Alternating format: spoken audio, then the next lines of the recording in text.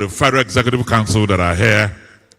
Let me welcome the Deputy Governor of the state, the Speaker of the House of Representatives, and other members of the Delta State House of Assembly, the Chief Judge, and all the members of the State Judiciary that are here.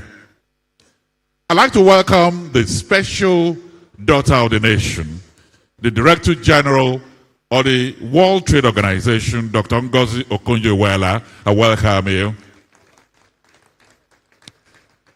Our keynote speaker is here, born in Africa, known all over the world, a pride of the continent, Dr. PLO Lumumba. I welcome you to Nigeria. Let me welcome all the members of the business community, captains of industry that are here, members of the diplomatic corps, development partners, captains of industry, our royal fathers, distinguished guests, ladies and gentlemen. Your Excellencies, there are moments in the life of every society that define not merely its present, but the course of its future. Moments when vision rises above ambition, when leadership meets opportunity, when ideas find investment, and when possibilities become prosperity. Today is one of those moments. Today we gather not simply to inaugurate another summit. We gather to unveil. The Robo, you have the Isokos, you have the Shekiris, you have the Jaws, you have the Anyoma and Oshimele, and you have the Kaz. This diversity lies our strength, because all the cultural presentations are put in one spot to make us thicker and better as a state. And that's why we are often referred to 2022 and 2024. We have had a significant leap to 18.34. What we have done here, because we have these fundamentals right, is to invite the entire world to see the enormous job that this administration and previous administrations have done to put the state in a proper footing for investment. We have 5 critical thematic areas. The first is agriculture, agribusiness, and livestock. That happens to be a cornerstone. If you look at that, the non-oil GDP, that accounts for 32%, and that's very significant as it is. Mining, solid mineral and mining has become very strong. We are full of kaolin, we have huge presence of coal, lignite, and silica. All of this can be found practically all over in Delta States. And those are the presentations we are making and inviting the public to come on. Energy ecosystem. We have Transcorp power in Delta State, we have Sapele power in Delta State, and we have 8.5 megawatts of IPP already running, established by the states. So here you have a big opportunity for investors to come in. We have the digital economy and innovation. Our youths will be displaying their skills and the potential that they have for investors to come on by tomorrow. We have an important platform for us to run. We are situated on 3,600 hectares of land, and that's very significant. 2,600 in cocoa axis and 997, about 1,000 in the Kwale area. So gas is in abundance. What we are selling to the world is not only just the availability of that gas, we're also saying that the state has made significant development in the Delta Special Economic Zone. It's a tourist delight and investor's delight. So on this note, I'd like to welcome you to Delta State, its economy, and the people. Welcome, and thank you. Our special thanks to the Secretary to the State Government of Delta. We thank you for opening our eyes to see indeed the reason why we're here and all that we'll partake of and from as investors in the economy of Delta State. Please appreciate Dr. Kingsley Emu for his welcome remarks. Whilst he was speaking, the governor of Anambra State walked in. I would like to say good morning and welcome to Professor Charles Soludo. Please say good morning with me. Welcome, sir. Before we hear from the summit chair, I'll welcome the chairman of the Health and Safety Committee of the summit to give us a safety briefing as we proceed in today's summit. Welcome Dr. Akpowaye Akpomiamie as he makes his way to stage. If your hands are free, please receive him with an applause. Thank you very much. Your Excellency, the Vice President of the Federal Republic of Nigeria, Senator Kashim Shettima, GCON. Your Excellency, the Executive Governor of Delta State, Right Honorable Sheriff Oboriwori. Please permit me to stand on established protocol. On behalf of the Health and Safety Committee, I welcome you to the 2026 Delta State Economic and Investment Summit. Before we commence today's proceedings, I would like to take a few moments of your time to highlight some important safety information. Your safety and well-being remains our highest priority all throughout the summit. Please take note of the following. We do have medical personnel and mobile clinics at designated areas throughout the event. If you feel unwell or you notice someone that requires medical attention, kindly alert the nearest official around you and they will inform our emergency officers who will respond immediately. Emergency responders are strategically located at all entry and exit points. They are putting on white bibs, you recognize them. Kindly identify the nearest emergency exit close to you. Our emergency exits are the left points there.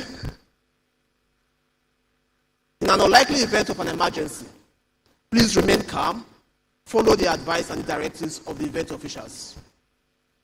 Should an evacuation become necessary, please do not rush or push. Follow the advice of the event officers and they will direct you to designated assembly points. We encourage everyone to keep the aisles, the walkways, and the emergency exits free from all obstructions at all times, please. Please keep your personal belongings secured. Ensure your mobile devices are kept on silence all throughout these proceedings. Finally, we ask for your cooperation by following all the instructions from the event organizers, security organizers, and emergency responders whenever necessary. With your support and cooperation, we are confident that today's summit will be safe, productive, and successful. Thank you all for your attention. I wish you all a rewarding and memorable Delta State Economic and Investment Summit for 2026. Thank you. Thank you. Please appreciate Dr. Akpowaye for leading us into a safe and productive environment. It is my joy and my honor to bring up on stage a man who has spent over 4 decades proving that Delta State is beyond producing oil and gas, but also to build companies based on it. He's a son of Ndokwa land right here in Delta, started his education right here in Delta before he went to the University of Nigeria, Nsukka, to graduate top of his class in geology. Started his career in 1980 as a well site geologist with NNPC, grew his career to found Platform Petroleum in 2002, one of Nigeria's 24 marginal field awardees to actually bring its field into production, and of course that field is situated right here in Delta State. By 2010, he went on to co-found Seplat Petroleum and served as its pioneer chief executive officer. He has built into Nigeria's preeminent indigenous oil and gas independent, achieving the great feat of dual listing on the Nigerian Stock Exchange and the London Stock Exchange. Today, he serves as founder and executive chairman of the AA Holdings and sits on the board of the NNPC by presidential appointment. Colleagues who know him and have worked with him say he's methodical and meticulous, and he has brought these traits to serve as the chairman of the summit. Please welcome for his remarks our chairman today, Engineer Austin Avuru.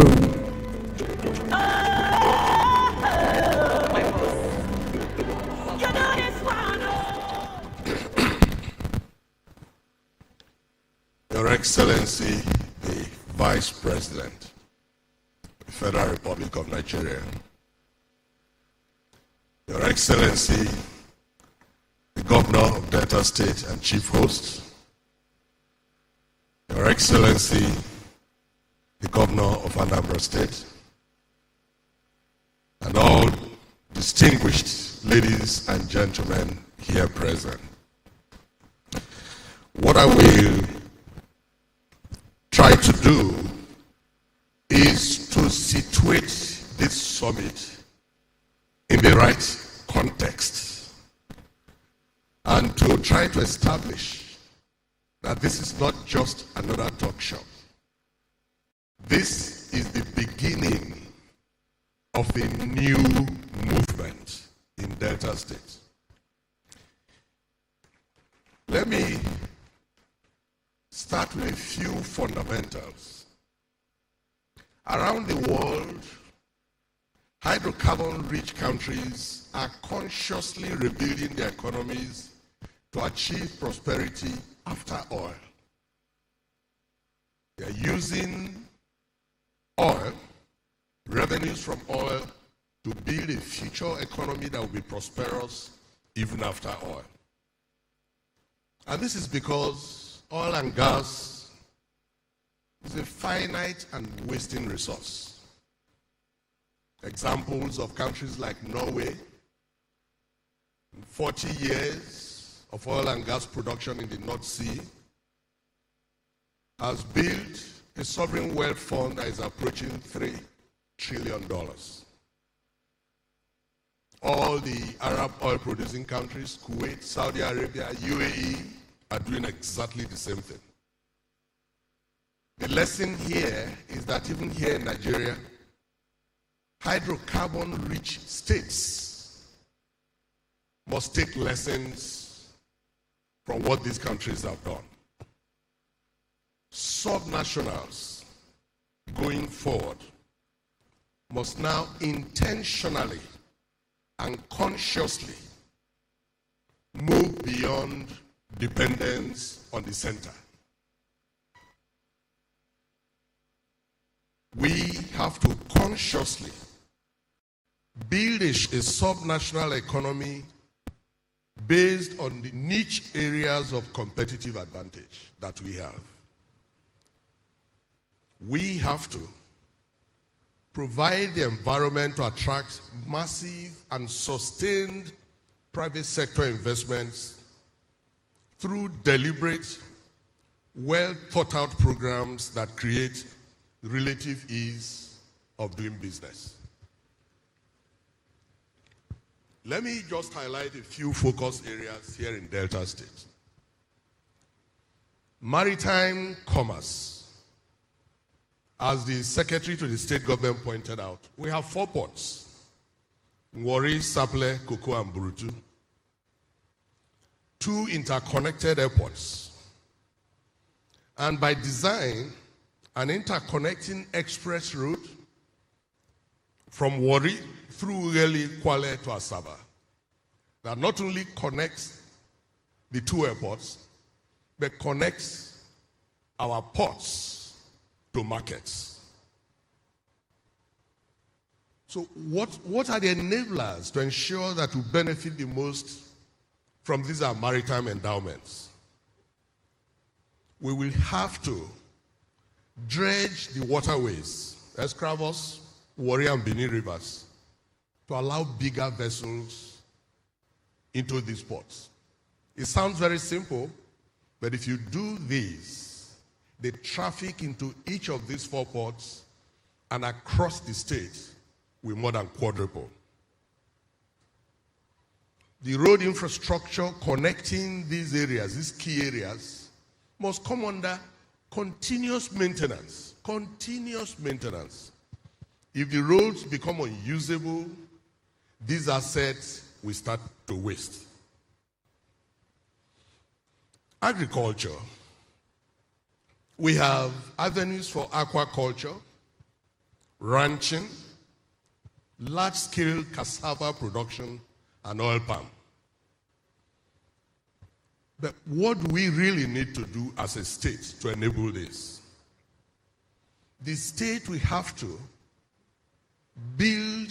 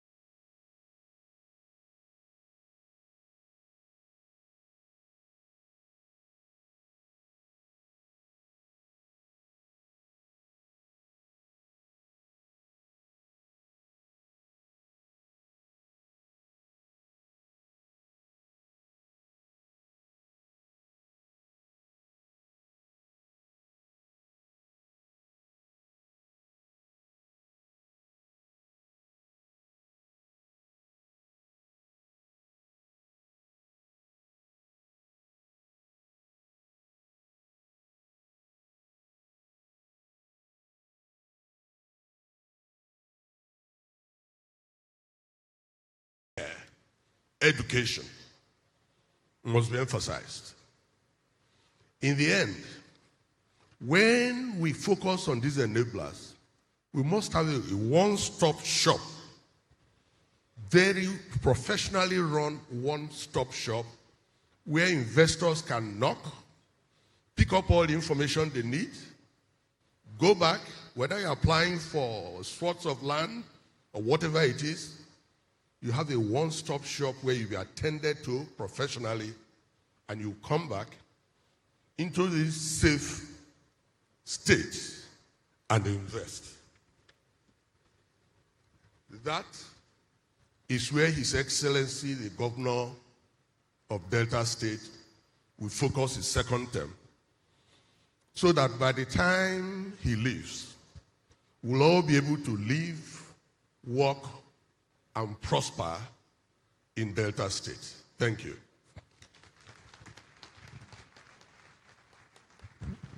I think it deserves a better round of applause. That has been Mr. Austin Avoro, a geologist by training.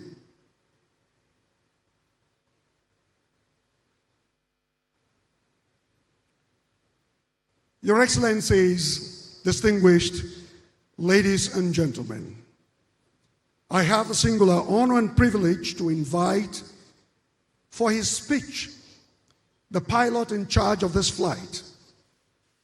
Since he boarded, he has aggressively signed a signature across the length and breadth of the state, both in infrastructure and human capital development. His passion is geared towards the non-oil and gas sector in growing the economy, creating an enabling environment for tourism, agriculture, sports, entertainment, micro, small, and medium enterprises to thrive. To widows and orphans, he has given hope in place of despair. To our youths, he has given them tools instead of excuses. To the workforce, a conducive atmosphere to work instead of tension. And now to the private sector, opportunities to tap into the potentials of the state seamlessly without stress. He is God-fearing, prudent, bold, transparent, focused, and sincere. Your Excellencies, it will interest you to know that while he was Mr. Speaker of the Delta State House of Assembly, he returned the sum of 500 million naira, that is $500 million, back to the treasury of unutilized funds at the end of a fiscal year. And as Mr. Governor, he hasn't borrowed a dime from anyone, dead or alive. Yet, his projects are seen from mainland to the creeks. A devout Christian, he still functions as an usher in the church. Please join me welcome His Excellency, Right Honorable Elder Sharif Oberewole, Governor of Delta State, to address us.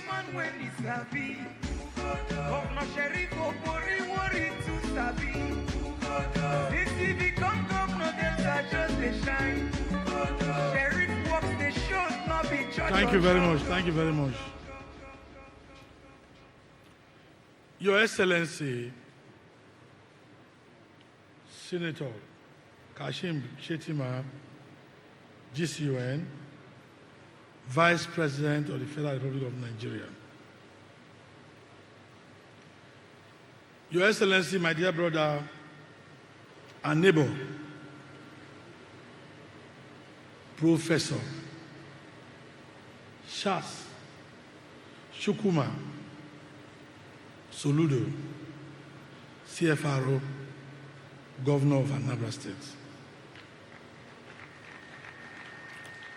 Your Excellency, Sir Monday Oyeme, very reliable and reliable Deputy Governor, Your Excellency, Senator Dr. Ifeanyi Okowa, the immediate past governor of Delta State, distinguished Senator Edward Afinone, and members of the House of Reps are here. You can see Right Honorable Mutu, Right Honorable Victor Wunkolo, Right Honorable Thomas Eritomi, very respected guests are here, the Minister of Finance, the Minister of State Gas, members of the Diplomatic Corps, Chairman of the Summit, Engineer Austin Avuru, our keynote speaker, daughter of Delta State, Dr. Ngozi Okonjo-Iweala, GCON.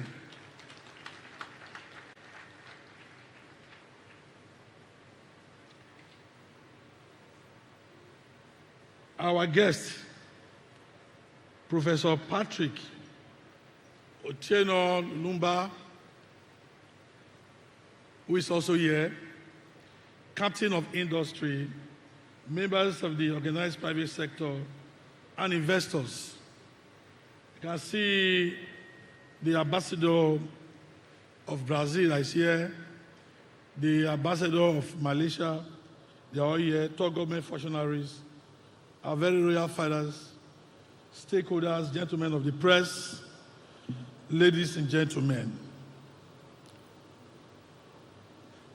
Today marks the crystallization of a journey that began in July and August 2025, when I led a delegation of cabinet members to China and Brazil, respectively, to seek partnerships to explore and enhance the economic and investment opportunities in Delta State.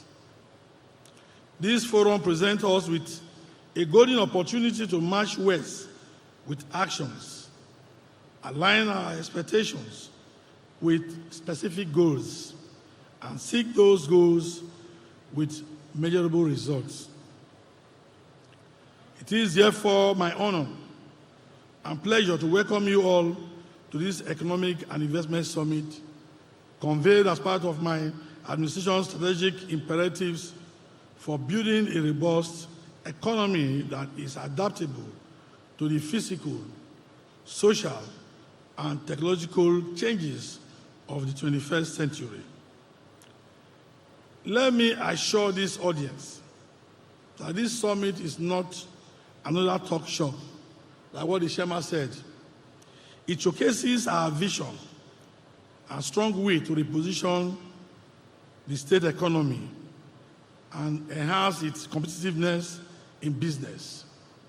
Through this summit, we hope to connect ideas with capital, forge strategic partnerships, and maximize our competitive advantages as a state to build an enduring legacy of wealth and prosperity for the maximum benefit of current and future generations of Deltans and residents in the state. Before I proceed, permit me to specially recognize the chief guest of honor, Your Excellency, Senator Kashim Shettima, GCON, Vice President of the Federal Republic of Nigeria, Chairman of the National Economic Council. Mr. Vice President, the government and good people of Delta State are greatly honored to have you here today.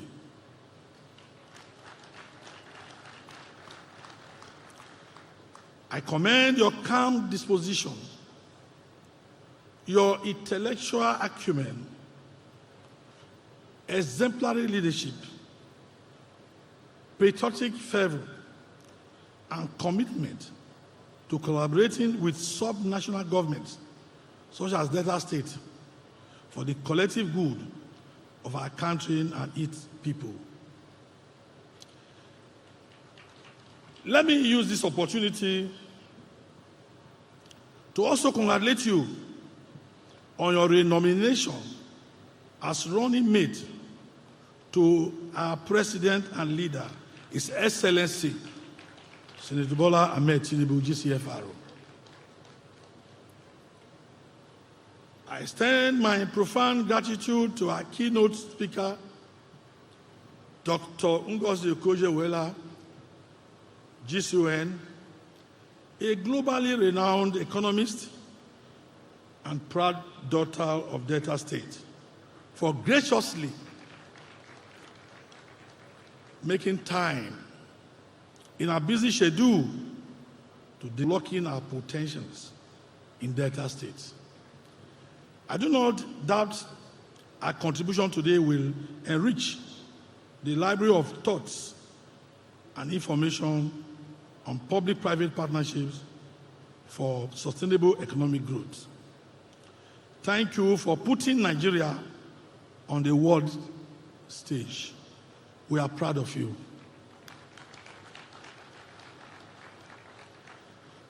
It is my honor and pleasure to welcome my brother governor, who is guest of honor, Professor Charles Chukwuma Soludo, CFRO, the governor of Anambra State, for this summit.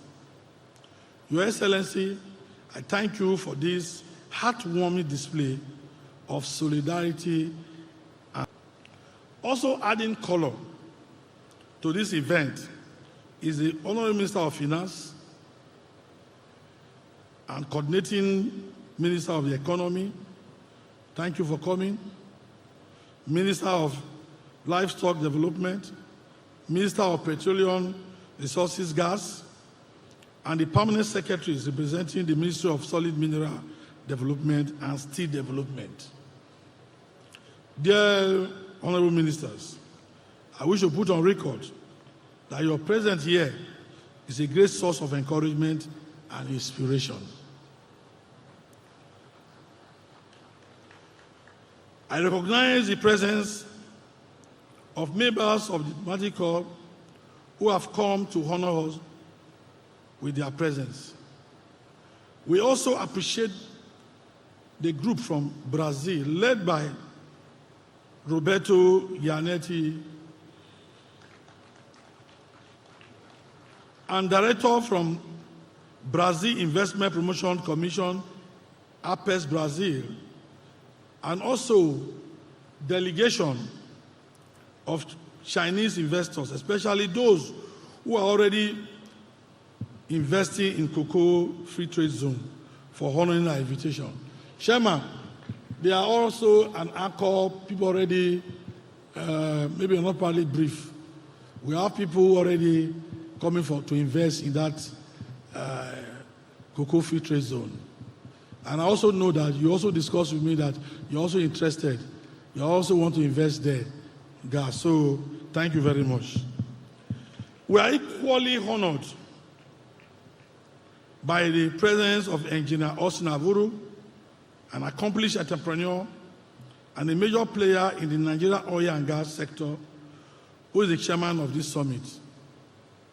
Engineer Avuru is a shining example of vision, courage, and resilience for the younger generation of Nigerians to emulate.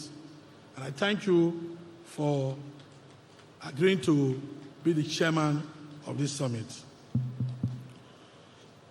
I also convey the deep appreciation of the government and good people of Delta State to Professor Patrick Otieno Lumumba.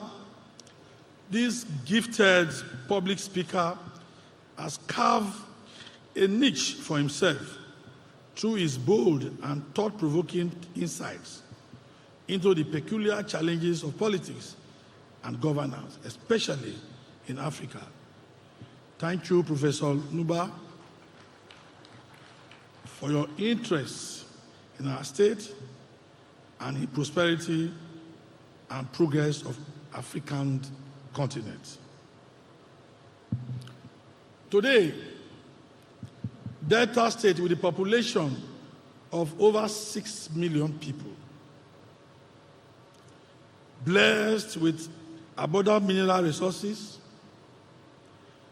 rich in vegetation, fertile soil for agriculture, multiple urban centers, an enlightened populace, improving infrastructure, and a business-friendly climate. Delta State is an investor's heaven with vast opportunities waiting to be exploited and harnessed. The economy is approximately 17 trillion naira, making the state a key driver of national economic growth and development. Delta State connects major markets across Nigeria, serving as a gateway to the southeast and linking directly to Lagos, the nation's business capital. With up to 15 urban cities, this is the only state in Nigeria that you have about 15 urban cities. 15.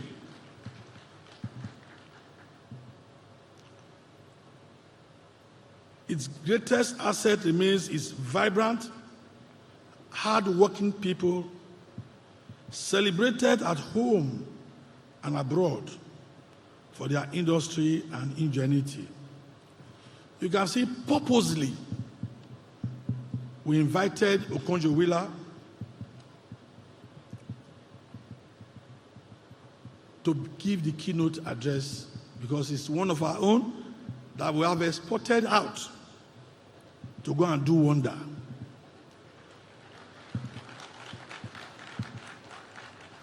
Austin Avuru is a son of the soil.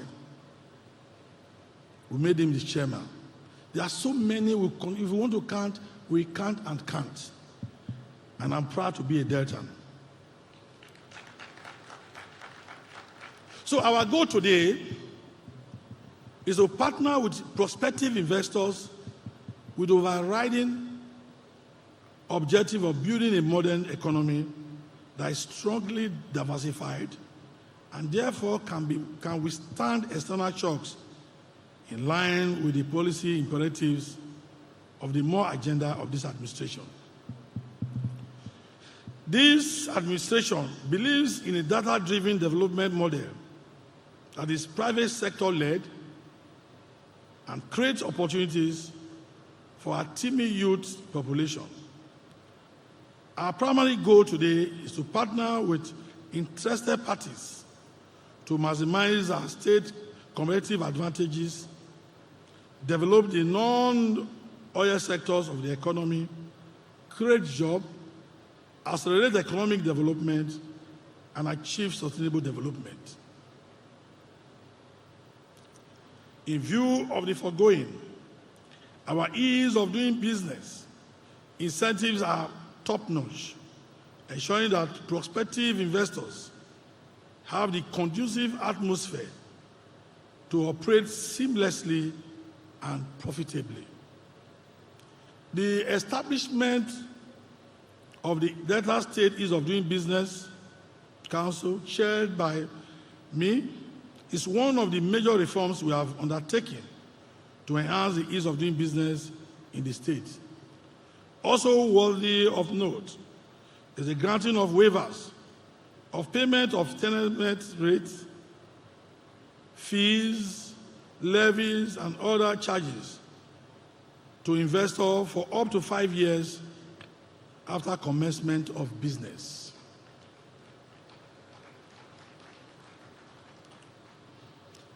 The agro-industrialization plan of this administration, as contained in the MORE agenda, provides ample opportunities for profitable private sector investments in commercial agriculture and agricultural value chain.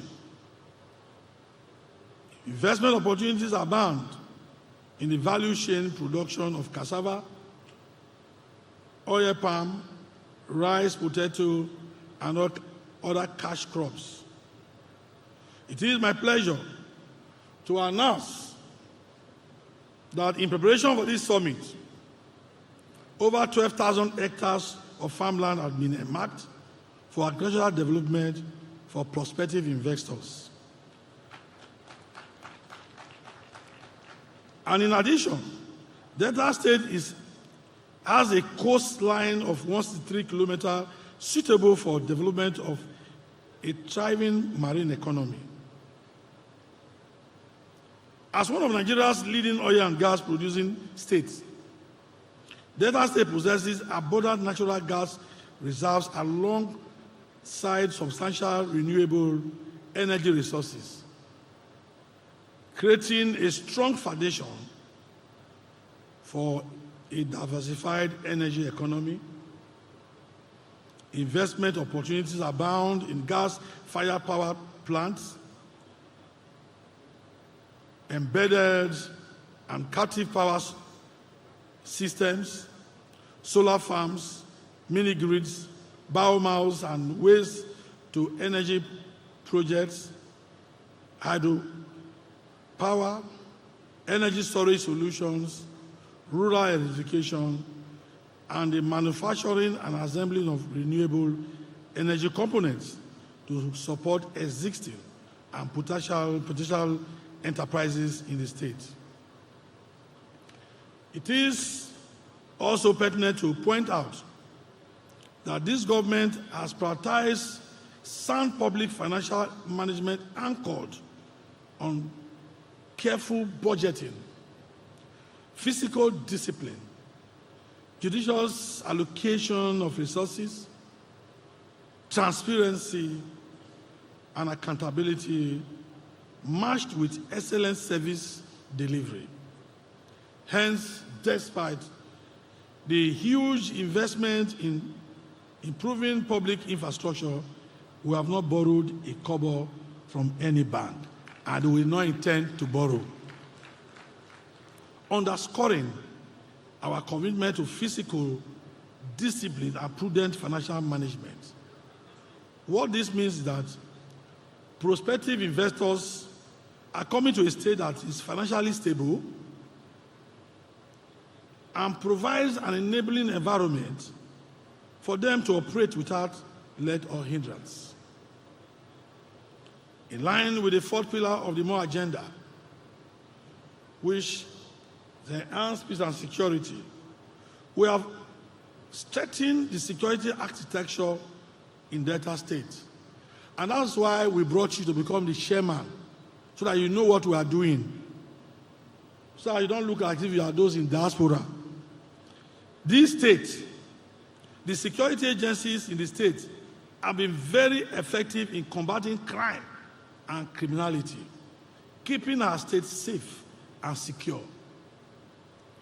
Indeed, our investment in the security sectors have boosted morale among security personnel and local communities, improved trust between security forces and residents, and created a safer environment for economic and social activities. It might interest you to know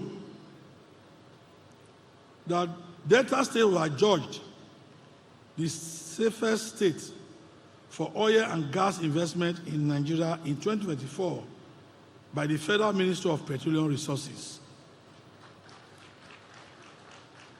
This is an overwhelming vote of confidence in the state as an investor's haven. Mr. Vice President, as I conclude my address, I am pleased to announce that the government has set aside $100 million, approximately $133 billion, 800 million, as viability gap funding to de-risk new investments in the states.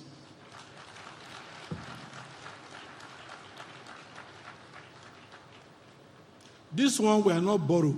We are not going to borrow the money. The money is there.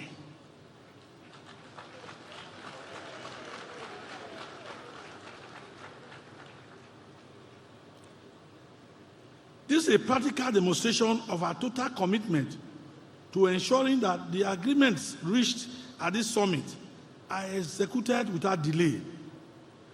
As stated at the beginning of this speech, this summit is not a talk show. We are marching west with action. It is my earnest expectation that this marks the beginning of enduring strategic partnerships that will galvanize the massive industrialization of Delta states. Finally, I want to thank Mr. President, His Excellency Senator Bola Ahmed Tinubu, GCFRO, the Vice President, Senator Kashim Shettima, GCON, and their entire team for constantly working hard to bring the dividend of democracy to all Nigerians. I thank Your Excellency, my brother Governor Soludo, very dear honorable ministers of the Federal Republic of Nigeria, and other eminent invitees for honoring us with your esteemed presence. My deep appreciation also goes to our distinguished guests, especially our friends from Brazil and China, for their interest in the development and progress of Delta State. Your Excellency, the Vice President, this is Delta State. We are ready. We are stable. The state is peaceful for investment. And people are already. You look around, you see a lot of people are already. We have to close our portal. When we saw the registration getting to 4,000, we have to close it.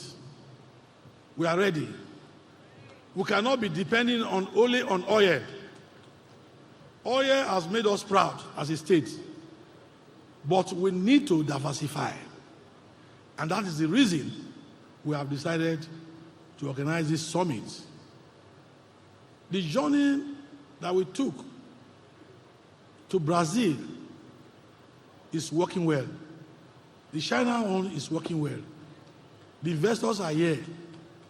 And it is my belief that at the end of this summit, Delta State will smile and will be able to do things, do the needful by the grace of God. Thank you and God bless you all.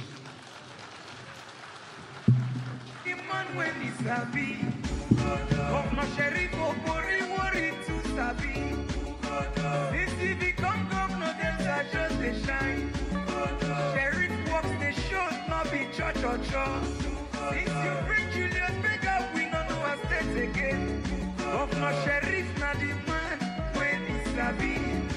For accountability, you be number one.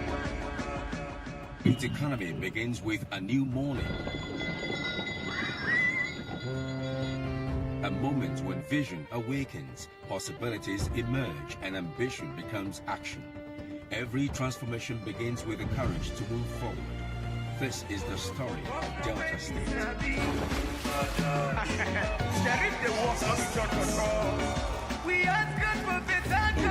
Resilient, forward-looking, a state embracing its future.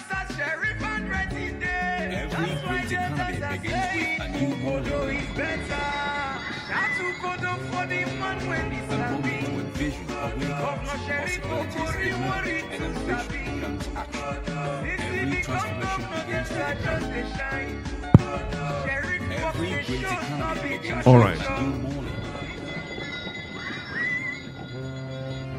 A moment when vision awakens, possibilities emerge, and ambition becomes action. Every transformation begins with the courage to move forward. This is the story of Delta State.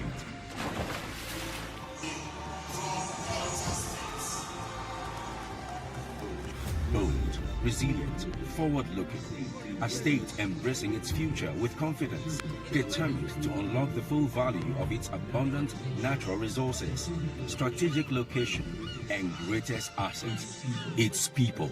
There's a 1 million metric ton shortfall in palm oil production, and that makes it strategic for any investor to invest into palm oil. Economic growth and vision are products of strategic thinking. A vision that transforms possibility into prosperity. Across the globe, economies are being reshaped even as markets evolve. In the oil-rich Delta State, the administration of Governor Sheriff Oborevwori is leveraging the state's comparative advantages and strategic geopolitical location to forge partnerships that are beginning to define the future of Deltans. I'm therefore excited to be at this forefront of forging this prospective partnership during my tenure as governor of Delta State. At a defining moment in Nigeria's economic journey, what we are seeing coming out of Delta, you can rest assured that you'll be coming into an environment where you can invest and you can take out. as the nation sought new pathways to sustainable growth and greater private sector participation, leadership became more important than ever. Leadership capable of transforming challenges into opportunities. Leadership with a vision to build for tomorrow. That vision found expression in Delta State under the leadership of Governor Sheriff Oborevwori, a government committed to building infrastructure, strengthening institutions, reforming policies, and creating an environment where enterprise can thrive. We sell major of our product in Onitsha and Aba because the vehicle can travel in the night and get to their destination. Because duty demands it, and the people deserve it. Today, Delta State stands at the threshold of a new era, inviting investors, innovators, entrepreneurs, and development partners to become part of one of Africa's most compelling investment destinations. The question is simple: why Delta? As Nigeria's leading oil-producing state, Delta remains one of the nation's foremost economic engines. Its vast hydrocarbon resources provide opportunities across the entire energy value chain, from exploration and production to refining, petrochemicals, gas processing, manufacturing, and energy services. Beyond its natural wealth lies an even greater resource: its people. Spread across more than 18,000 square kilometers of largely fertile land is a vibrant and culturally diverse population of nearly 7 million people. More than half are young, energetic, digitally connected, and increasingly equipped with the skills to compete in a knowledge-driven global economy. This summit provides a platform to find and define purpose. It's the ideal opportunity. In all of these, Delta has not lost sight of its traditional advantage: its fertile soil, abundant waterways, and favorable climate make it one of Nigeria's most promising agricultural destinations.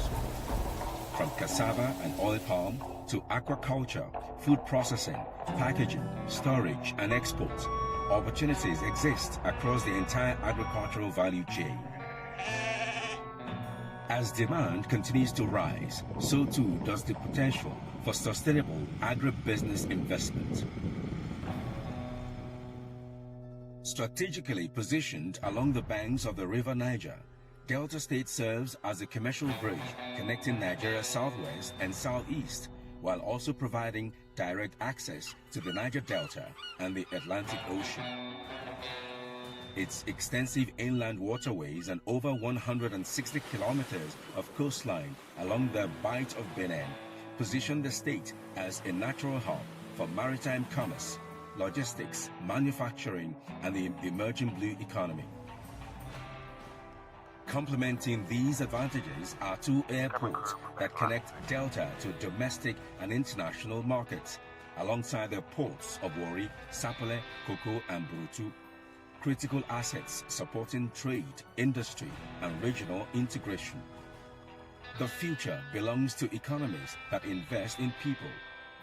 Across Delta State, investments in education, healthcare, digital innovation, vocational training, and entrepreneurship are preparing a workforce equipped for the industries of tomorrow. a skilled workforce, a competitive economy, a future built on knowledge, strong institutions inspire investor confidence. Through the Delta State Investment Development Agency and the Ease of Doing Business Council, the government continues to simplify investment procedures, strengthen public-private partnerships, and improve the overall business environment. You know what it means? When the state gives you a CFO and you're able to access a bank loan, that means the state has a solid CFO. CFO we got here is so valued enough that we actually use it to access the bank loan. We started with 84 rooms, and now we have expanded from 84 to 140 rooms with other apartments. Anybody that wants to come to Asaba to invest and follow what we are doing, we do well. We already have a government that have put infrastructure, that have put reform that's going to protect us. That's the confidence we have. Few projects better illustrate Delta's industrial ambition than the Delta Special Economic Zone, which oversees the Cocoa and Kwale Free Trade Zones. The Kwale Free Trade Zone, strategically located in Kwale and sitting atop vast natural gas reserves, offers industries access to reliable energy, the lowest priced comparative gas cost in Nigeria, overall competitive operating costs, and abundant raw materials. With attractive fiscal incentives and significant opportunities across manufacturing, petrochemicals, logistics, and export-oriented industries, the Free Trade Zone is rapidly emerging as one of West Africa's most promising industrial corridors. As of today, 215 trillion natural gas reserve, Nigeria. That placed Nigeria on number 10 in the global game. Now, this 215 trillion gas reserve, 80 trillion is in Delta. And this 80 trillion that is in Delta, 60% of it is in Kwale Free Trade Zone. With a good business plan and good execution, you get your investment back. A catalyst expected to generate over 50,000 direct and indirect jobs while accelerating industrialization across the region. That Delta is ready for business can only be seen through its 1 billion naira revolving loan domiciled in the Bank of Industry (BOI) for businesses to access. This policy has made Delta a favorable investment destination for SMEs. The vision is central to Delta's growth, as SMEs are the foundation of modern commerce and account for over 90% of businesses globally, while providing more than 70% of all employment. The revolving loan is offered at single-digit interest rates, less than 10%. Business owners can access between 20 million and 50 million naira for business expansion and working capital. There will be no better place to invest your money than Delta States. Before now, we used to be mainly into the oil and gas, that we had to diversify our source of income to support the food security agenda. Economic growth flourishes where confidence exists. Beyond infrastructure, investors seek security, stability, transparency, and the rule of law. Through sustained investments in security architecture and continued judicial reforms, Delta State is strengthening investor confidence by ensuring that investments are protected, contracts respected, and businesses operate within a predictable legal framework. I'm a farmer, and I can be in my farm up to 11 o'clock in the night, and I will still drive home, no escort. Delta State is one of the safest states in Nigeria. The opportunities extend even further. Tourism and hospitality remain exciting frontiers for investment, offering enormous potential across eco-tourism, cultural heritage, entertainment, sports, and leisure. The creative economy is expanding. Innovation is accelerating. New industries continue to emerge. The possibilities are immense. No economy achieves greatness in isolation. Progress is built through partnerships. Growth is sustained through investment. Prosperity is created through shared purpose. Delta State enters this summit with clear advantages, practical opportunities, and an unwavering commitment to sustainable economic transformation. For investors, development partners, financial institutions, and entrepreneurs, the invitation is simple. Move beyond interest, embrace partnership, turn opportunity into enterprise, enterprise into prosperity, and prosperity into a lasting impact. Harnessing our strength, unlocking our potential. Welcome to the Delta State Economic and Investment Summit 2026.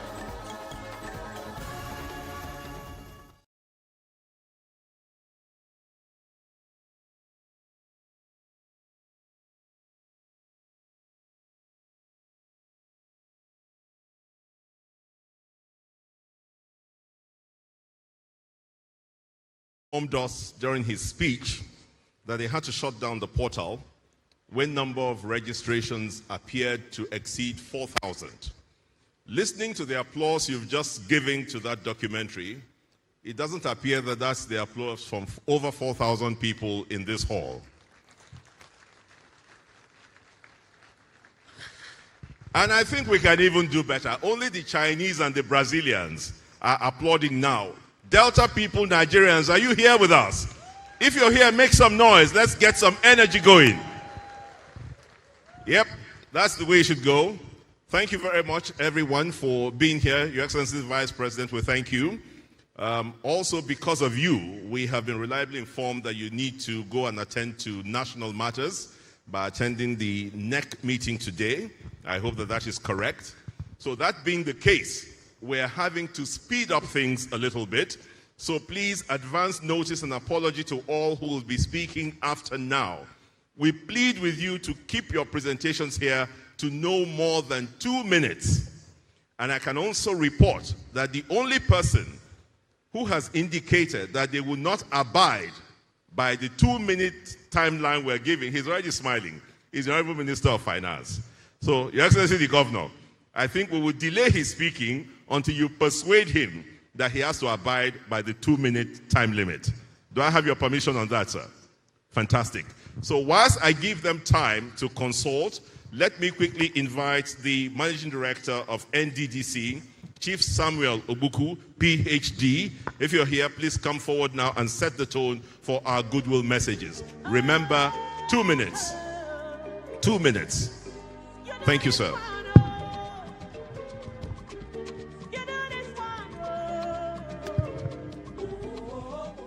Your Excellency, the Vice President of the Federal Republic of Nigeria, is Senator Kashim Shettima, and also the presidential running mate of the All Progressive Congress.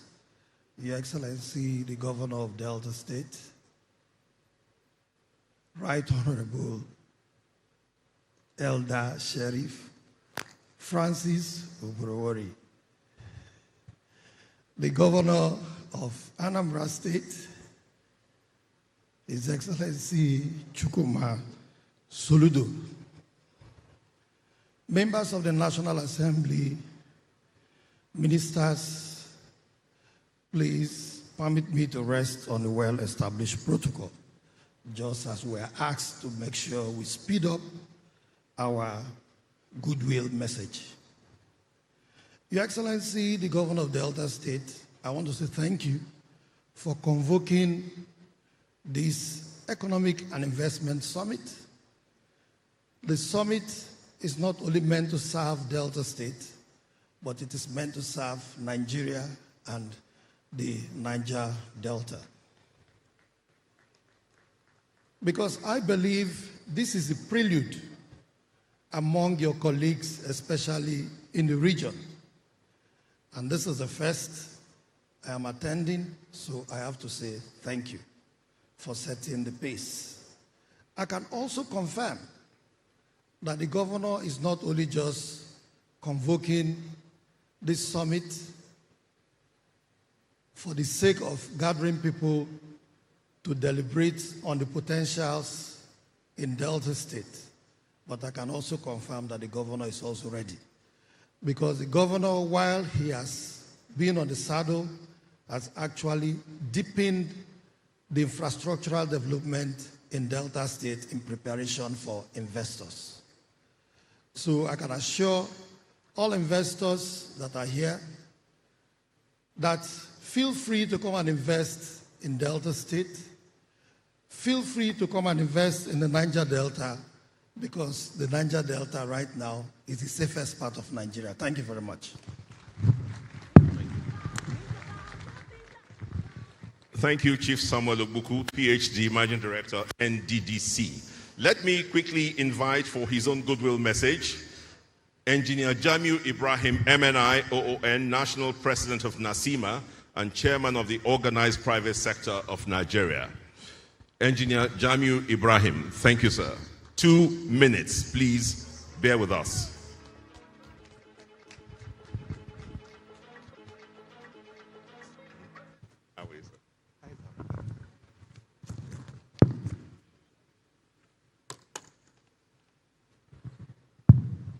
Two minutes. Your Excellency, Senator Kashim Shettima, GCON, Vice President of the Federal Republic of Nigeria, and the great promoter and supporter of the organized private sector, Your Excellency, Right Honorable Sheriff Oborowori, Executive Governor of Delta State. Your Excellency, I practiced all through the night to be able to say and pronounce your name correctly. I hope I did not damage it. Your Excellency, the Governor of Anambra State, Professor Charles Chukwuma Soludo, honorable ministers who are here, please, I apologize that because of time, I will not be able to call you individually. But let me recognize the chairman of today's occasion, Engineer Austin Avuro, a friend, a classmate, and a founder of Seplat, one of the most successful oil and gas companies in Nigeria. Let me recognize our mother, the Director General of the World Trade Organization, Dr. Ngozi Okonjo-Iweala, GCON. We recognize you. And let me also recognize all of you who are present, and permit me to recognize what the Master of Ceremony has described as captains of industry, but we would like to say generals of industry, because after 25 years of working hard to promote industry, you have been promoted since last year. Leaders of the organized private sector, I recognize all the members of NASIMA and DASIMA who are present. Distinguished ladies and gentlemen of the press, permit me to commend His Excellency, the Governor, for the summit and the Summit Planning Committee for convening this timely and strategic gathering at a time when subnational competitiveness is increasingly becoming the driving force behind national economic transformation. This summit, therefore, demonstrates Delta State's commitment to positioning itself as a preferred destination for investment, enterprise, and sustainable development. I would like to leave one challenge to His Excellency the Governor, that please look beyond Nigeria and try to compete with countries outside Nigeria. One of the key words that we like to add in closing is a one word, one enterprise, labor-intensive village enterprises to take care of the teeming population for inclusive growth, in our country. But permit me, Your Excellency, as the apex body representing chambers of commerce across Nigeria, NASIMA remains committed to working with the federal government, state governments, and development partners. But I have an appeal for Your Excellency, which I would like to put before you. Permit me to draw your attention to an issue that is of considerable importance to the organized private sector in Delta State. We humbly appeal to your administration to reinforce its partnership with organized private sector by granting the Delta Association of Chambers of Commerce, Industry, Mines, and Agriculture, DACIMA, the exclusive use and uninterrupted use of the DACIMA City Chambers building for your kind permission, sir. On behalf of NACIMA, therefore, in closing, the organized private sector of Nigeria, I congratulate the government and the good people of Delta State on this important initiative. We wish the summit fruitful deliberations and every success in advancing a more prosperous, competitive, and investment-friendly Delta State, one that is truly harnessing its strength and unlocking its potential. I want to thank you all. May God bless Delta State. May God bless the Federal Republic of Nigeria. And may God bless and protect our federal and defense forces. Thank you very much for this opportunity. Thank you very much. And this way, sir. Okay. Thank you very much, Engineer Jamiu, for your very hearty comments. Please would like to inform all others who are coming up here, kindly do us the favor and not repeat the protocols. Please kindly do us the favor not repeating the protocols. There's no need. You know, we already know who's here and everyone has been appropriately recognized. Before I bring up the next speaker, let me quickly recognize the Executive Chairman and Chief Executive Officer of the Presidential Initiative on Compressed and Natural Gas and Electric Vehicles, PI, CNG, and EV. His name is Barrister Ishmael Ahmed, OON. Where is he? Barrister Ishmael? You need to rise to your feet, yes? Okay, maybe you should come here. They need to see you. I know the Vice President knows you already. Just come, let's see you and applaud you. This initiative, presidential initiative, has donated 5 CNG buses to Delta State as a startup, and they have promised that more will follow. And that is the gentleman who is at the head of the Presidential Initiative on Compressed and Natural Gas and Electric Vehicles, Barrister Ishmael Ahmed, OON. Thank you very much. All Deltans appreciate you for what you have done and what is to follow. Let me therefore quickly, you have been told that I think August last year, our very hard-working governor was on a tour of many countries, and Brazil was one of those countries. And to underscore the importance, the Brazilian ambassador to Nigeria, His Excellency Carlos Jose Garcetti, is here with us this afternoon. We would like to invite His Excellency to come forward and deliver his goodwill message. Please, a round of applause for the Brazilian ambassador to Nigeria. Thank you, sir. Thank you. Yes, good morning. Mr. Vice President, distinguished guests, all protocol observed. I'll start my speech. Well, I'd like to make a few remarks on the bilateral relations.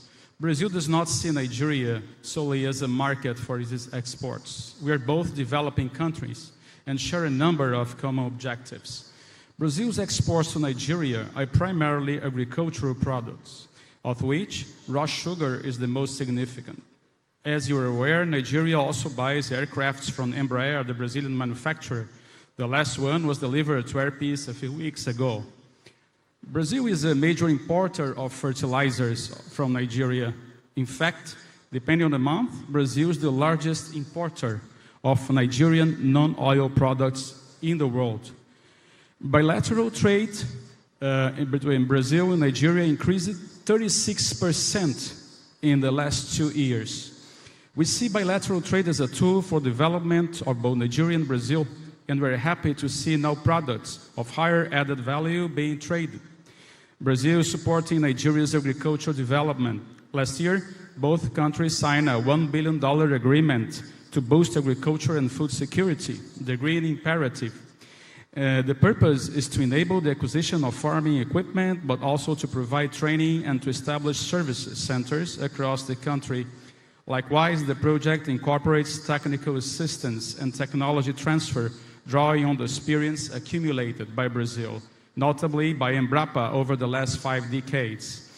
We are experiencing the most productive period in our bilateral relations. President Tinubu already visited Brazil 3 times. The Vice President of Brazil, Geraldo Alckmin, visited Abuja last year to meet Vice President Kashim Shettima.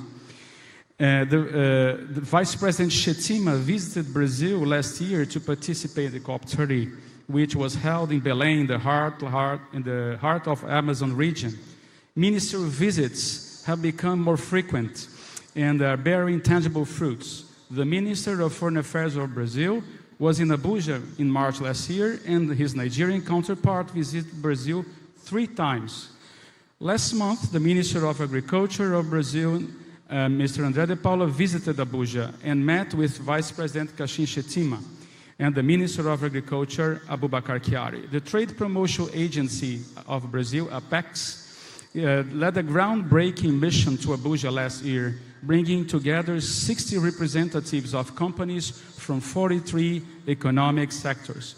We're pleased to see the private sector building upon governmental initiatives and agreements. To mention just one example, Air Peace was recently granted authorization to operate commercial flights to Brazil. Next time, the Brazilian delegation coming to Nigeria, instead of 24 hours, they may arrive in only 7 hours. After 32 years, Brazil and Nigeria will be connected again. Concluding my remarks, I'd like to wish Delta State Economic Investment Summit participants a very successful and productive interaction. I hope this forum will provide a platform for deepening the cooperation between our countries in matters of great social and economic importance. I'm also glad to see the interest of private sector in doing business across the Atlantic, exploring new market opportunities and building of the agreements of both countries have celebrated. Thank you very much. A loud appreciation to His Excellency, the Ambassador of Brazil to Nigeria. Thank you so much, sir, for your kind intervention. Allow me now bring up the gentleman who is the architect behind some of the most significant tax and fiscal reforms in Nigeria in recent times. Please welcome the Honorable Minister of the Finance and the Coordinating Minister of the Economy, who will be speaking for 2.5 minutes. Please welcome Professor Taiwo Oyedele, very resoundingly, as he makes his way to stage. It's economical. Welcome, sir. Thank you. Your Excellency, Mr. Vice President, Your Excellencies, governors, ministers, senators, special guests, distinguished ladies and gentlemen, please, I need 5 minutes. Okay, thank you, Your Excellency. Looking closely at the theme of this summit, harnessing our strengths, unlocking our potentials, I'm convinced that every word in that phrase was chosen with purpose. It does not say discovering strengths, because Delta State's strengths are not hidden. They are carved into your map, flowing through your waters, resting in your soil, and burning brightly in the ingenuity of your people. So it says harnessing. Then it doesn't say wishing for potentials. It says unlocking them. A bold declaration that the key already exists and that Delta State possesses the courage and readiness to turn the key. That distinction matters because it mirrors the exact journey Nigeria has undertaken as a nation. When President Bola Ahmed Tinubu took office, the administration confronted distortion head-on Mr. President refused to hide behind fiscal illusions. He unified a fractured foreign exchange markets, removed a crushing fuel subsidy, reclaiming billions of dollars that once vanished into artificial pricing so they could be invested into hospitals, schools, and in constructing roads. He restored disciplinary monetary policy by ending the excessive printing of money, opaque and multiple windows of exchange rates. And through comprehensive tax reform, we widened the tax base while lifting the heavy burden off the shoulders of businesses, especially small businesses. States and local government now receive unprecedented revenues, enabling them to pay salaries on time, settle pension arrears, while investing in human development and building transformative infrastructure. I share these milestones not to declare victory, but to state a profound truth that macroeconomic stability is the job of the federal government, and that foundation has been laid. The center secures economic stability, the state converts stability into shared prosperity, and local government deliver it as a tangible, higher standard of living for every family.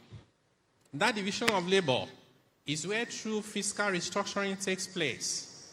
Abuja can stabilize a currency, but Abuja cannot operate a processing plant in Ughelli.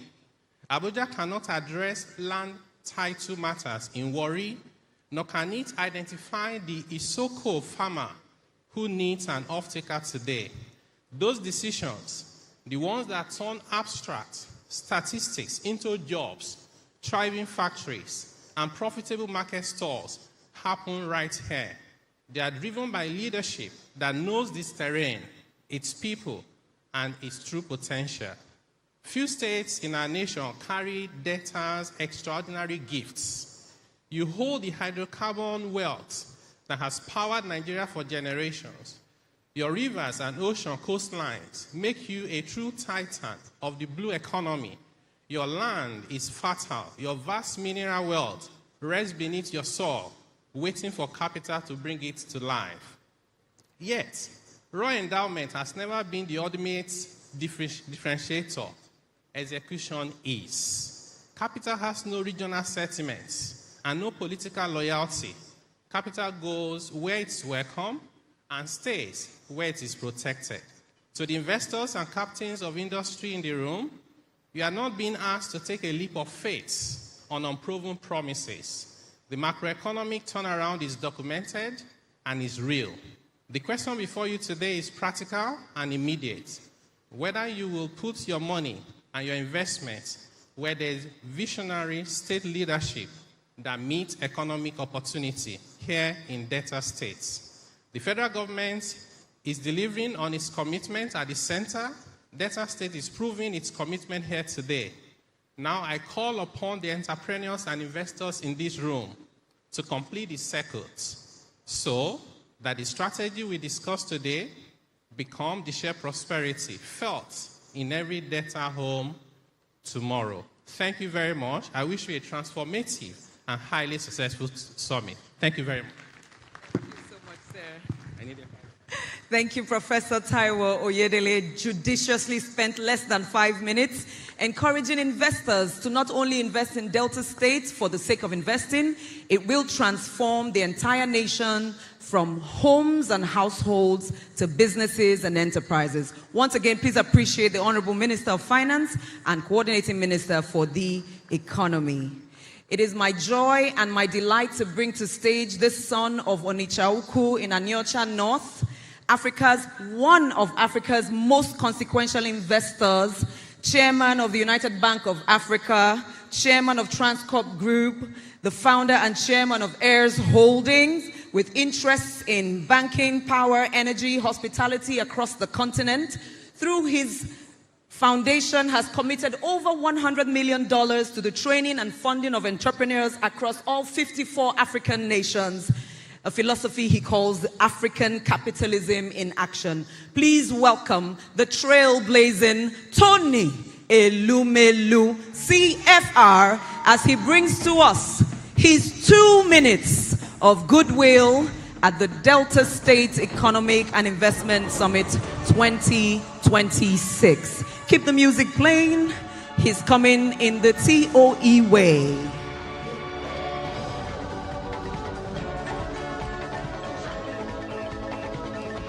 Ladies and gentlemen, keep the applause louder as he makes his way to stage.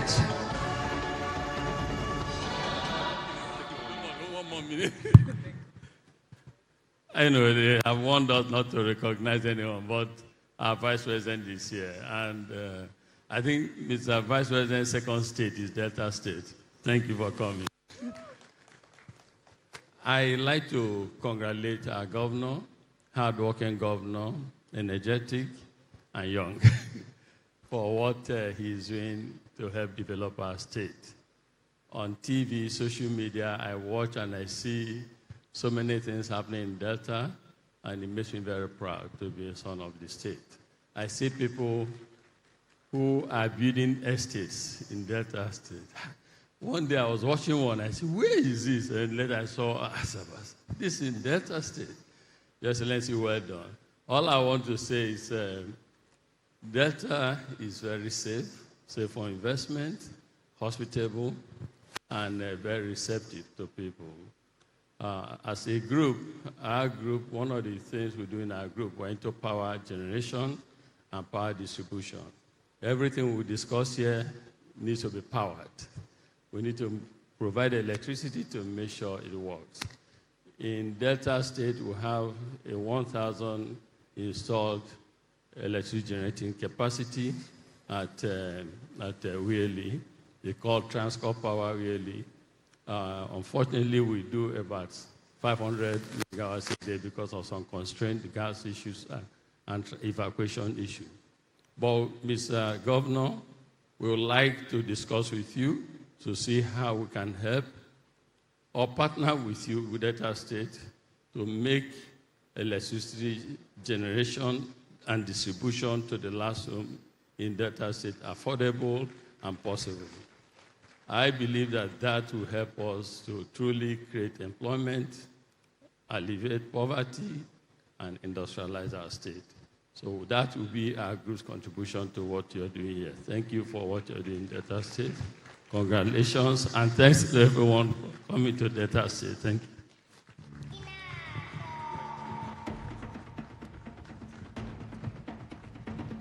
That's Mr. Tony Elumelu, the man that developed the concept of Afrik capitalism. Thank you very much. I'd like to also welcome here very quickly the Managing Director of the Southeast Development Commission, Mr. Mark Okoye.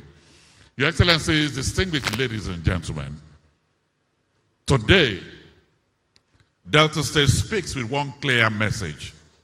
Delta is open for business. The summit is more than an event. It is a statement of confidence, a declaration of interest, a declaration of readiness, an invitation to innovators, entrepreneurs, and business people. That's why we'll take a few attestations, and we'll kick off now with the owner of Mosra Energy, Mr. Ramos Olukayode. The rule of 2 minutes continues, even with the attestation. Mr. Ramos Olukayode. Okay. Let's clear the path for him, please. Let's clear the path for him. And then Chief Theodore Malu, you'll be the next person. And then finally, Julius Rone. I welcome you. Your Excellencies, my brothers, all protocols observed. In business, we often say capital is courageous, but it's never careless. Investors commit their resources where they find vision, stability, true partnership, and confidence. We have proven coal reserves exceeding 200 million tons in Delta State alone. In Obonkpa, Ugboba, Ukuzu, and Ugbodu. And we are already mining. The Delta State is safe for our mining operations. The cement companies rely on us for their coal supply. Delta State has the largest reserve of coal in Nigeria. Our partnership with the Delta State government to develop 600 megawatts mine-mouth power plant in Obonkpa and the proposed energy and industrial special economic zone in Aniocha is a demonstration of what is possible when government and private enterprise work together with a shared vision. But our ambition goes far beyond building a power plant. Let me put this into perspective. 200 million tons of proven coal reserve in Delta State is not just a geology. It represents over 30 years of continuous, guaranteed baseload power. That is enough continuous electricity to fuel industrial manufacturing. Manufacturing, technology hubs, and processing plants right here in Delta soil without interruption. We are not just lighting up a grid. Under the More agenda, we are anchoring West Africa's next industrial powerhouse. To my fellow investors, my message is simple. The best time to invest is before everyone else discovers the opportunity. And that time is now. Your Excellency, thank you for your leadership, your openness to partnership, and your commitment to building a more prosperous Delta State. God bless Delta State and the Federal Republic of Nigeria. And God bless you too. Thank you very much. Thank you. Your Excellency, distinguished ladies and gentlemen, very quickly, Chief Theodore Omalu, Falkland Limited, is next.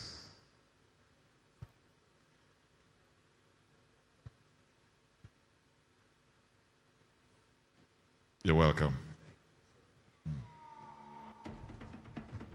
No, two.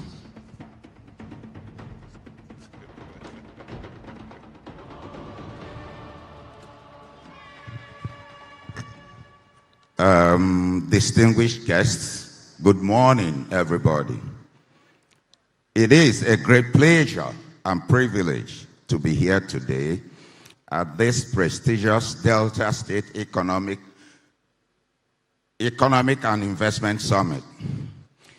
I sincerely appreciate the Delta State government for creating this platform where government, investors, and the private sector can come together to unlock the enormous potential of this great state. The theme of this summit, harnessing our strength and unlocking our potentials for accelerated economic development, resonates deeply with us because our project, Niger City, is, in many ways, a practical expression of that vision. We are harnessing the potential of River Niger and the Asaba waterfront to create land, new opportunities, new jobs, and a new economic frontier for Delta State.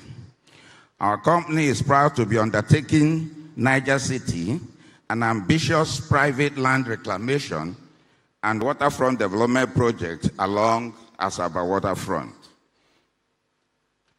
Our vision is to transform underutilized riverfront wetlands into a modern, well-planned economic and urban district that will attract investment, create jobs, expand housing opportunities, and contribute meaningfully to the economic transformation of Delta State. We have had one dredger operating on this project for approximately 2 years to demonstrate our confidence in Delta State, our confidence in the future of Asaba, and our belief in the long-term potential of Niger City. We have also invested in an additional modern dredger to accelerate reclamation process. This is not simply an investment in equipment. It is an investment in a vision, an investment in Delta State, and an investment in the future. When fully developed, we envision Niger City as a landmark waterfront development supporting residential communities, commercial activities, tourism, hospitality, logistics, and other economic opportunities. Our confidence in undertaking a project of this magnitude also comes from experience. We previously participated in the development of Orange Island in Lagos Lagoon, a 50-hectare land reclamation project. Today, we are bringing that experience, knowledge, and determination to Delta State. I would like to express our profound appreciation to His Excellency, the Executive Governor of Delta State, for his visionary leadership and commitment to creating an investment-friendly environment. I wish to also specially recognize the Secretary to the State Government for all his support. Ladies and gentlemen, the story of Niger City is ultimately a story of partnership. Government provides an enabling environment. The private sector brings capital, expertise, innovation, and execution. Committees provide partnership and local support, and together we create sustainable economic value. To my fellow investors, I say, take a serious look at Delta State. The opportunities are enormous. Our experience with Niger City has reinforced our belief that when government creates the right environment and investors commit capital and expertise and perseverance, extraordinary things happen. This is why we remain committed to Delta State.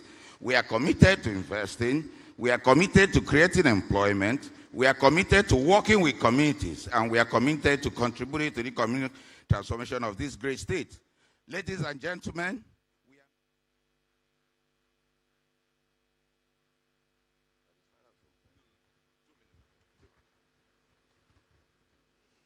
Thank you very much. Thank you. That's how much he loves Delta State as an investor. We appreciate it. Finally, for attestations, let me welcome here Julius Rone, OFR, the GMD of UTM FLNG Limited. Julius Rone. Thank you. Your stride tells me that you are going to do 2 minutes. Thank you.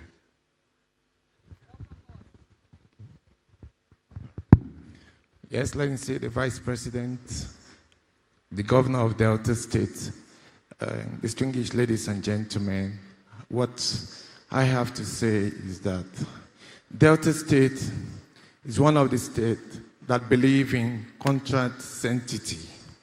The Governor and the state believe in investment. We are developing Nigerian first floating LNG.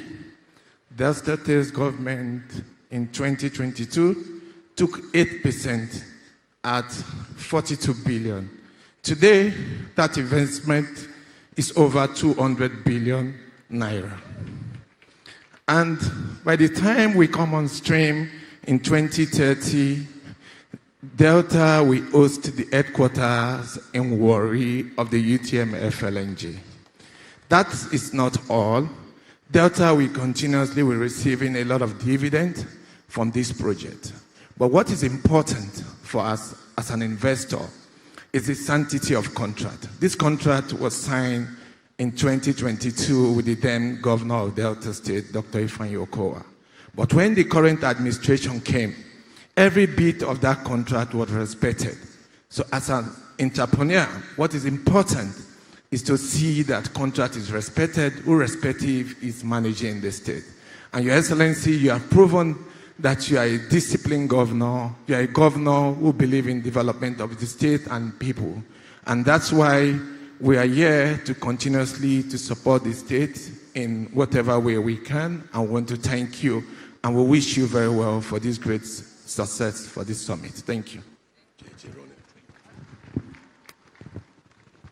Okay, thank you very much, everyone, and apologies to everyone for the way we have stampeded you through your goodwill messages. It's due to factors beyond our control. Let me very quickly, first of all, recognize and salute the Managing Director, CEO of the Rural Electrification Agency, Dr. Abba Aliyu. Please a round of applause for him. Thank you very much, sir, for being here. The Managing Director, Renaissance, is also here. The Managing Director, Deputy Managing Director, Oando, is here also with us. At this juncture, I would like to salute all of the bank CEOs who are here: Zenith Bank, Globus Bank, Premium Bank, Access Bank. We also have in the house the Managing Director of Tantita Services, and also we have the MD of Manitoba. We would like to direct this especially to the Vice Presidency, Our Excellency. The state wants to appreciate you for appointing one of our own, our son, Shegun Ochuko Obayendo, as your technical advisor on transportation, logistics, and innovation. Thank you very, very much, sir. We shall count the number of people who have given you that applause so that many more appointments from Delta will follow in your office. Thank you, sir. So let me bring you, yes now, Joyce. Thank you. Thank you, Dr. Henry. Please permit me, I will be very biased right now. Before I bring our doyen, who is our keynote speaker, I would like to specially recognize some trailblazing women that I see with my eye. Dr. Meoji, the Group Managing Director of Zenith Bank, you're welcome, ma'am. Sitting very close to her is the Managing Director of FCMB. I see her, Mrs. Yemisi Edun, welcome. Representing the Managing Director of Fidelity Bank, Dr. Nneka Onyalipe, is the Executive Director, South. Please welcome Mrs. Pamela Shodipo as she's sitting here. It is my joy to bring up our keynote speaker at the Delta State Economic Investment Summit 2026, the 7th Director General of the World Trade Organization, the first African and the first woman to hold this office in the entire history of the WTO, previously served 2 terms as the Nigeria's Minister of Finance and Coordinating Minister for the Economy, served as Managing Director of the World Bank. She led negotiations that wiped out $18 billion of Nigeria's debt and an overall external debt reduction of over $30 billion. She's recognized as one of the most influential humans alive today. She was nicknamed Okonjo Wahala because she brought Wahala to inefficiency in the economy. She brought Wahala to corruption. Distinguished ladies and gentlemen, this global institution in human form, role model to men and women across the globe. She was born right here in Ogwashuku, and she has not forgotten her roots. She's not here as a visiting dignitary. She is home as a daughter of the soil. Please join me as I welcome and I receive my role model, your role model, the Director General of the World Trade Organization, our keynote speaker today, Dr. Ngozi Okonjo-Iweala, GCON. The emperor, the conqueror, the champion, the lion is here. Zobu, zobu, anybody. Master.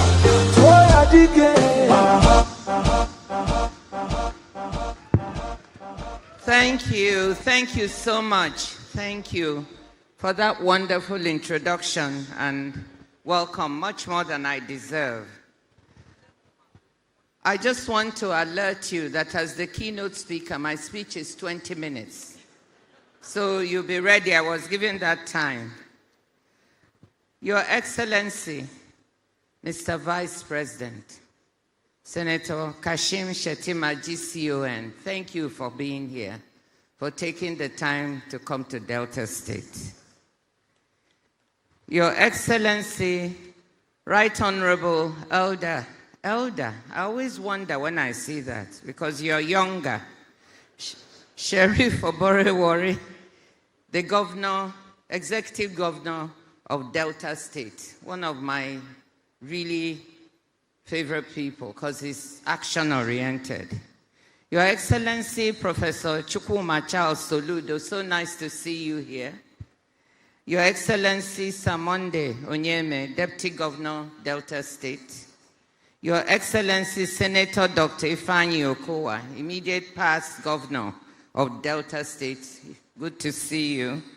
Distinguished senators and members of the House of Reps, Honorable ministers, especially the Minister of Finance, very nice to see you, one of my successors.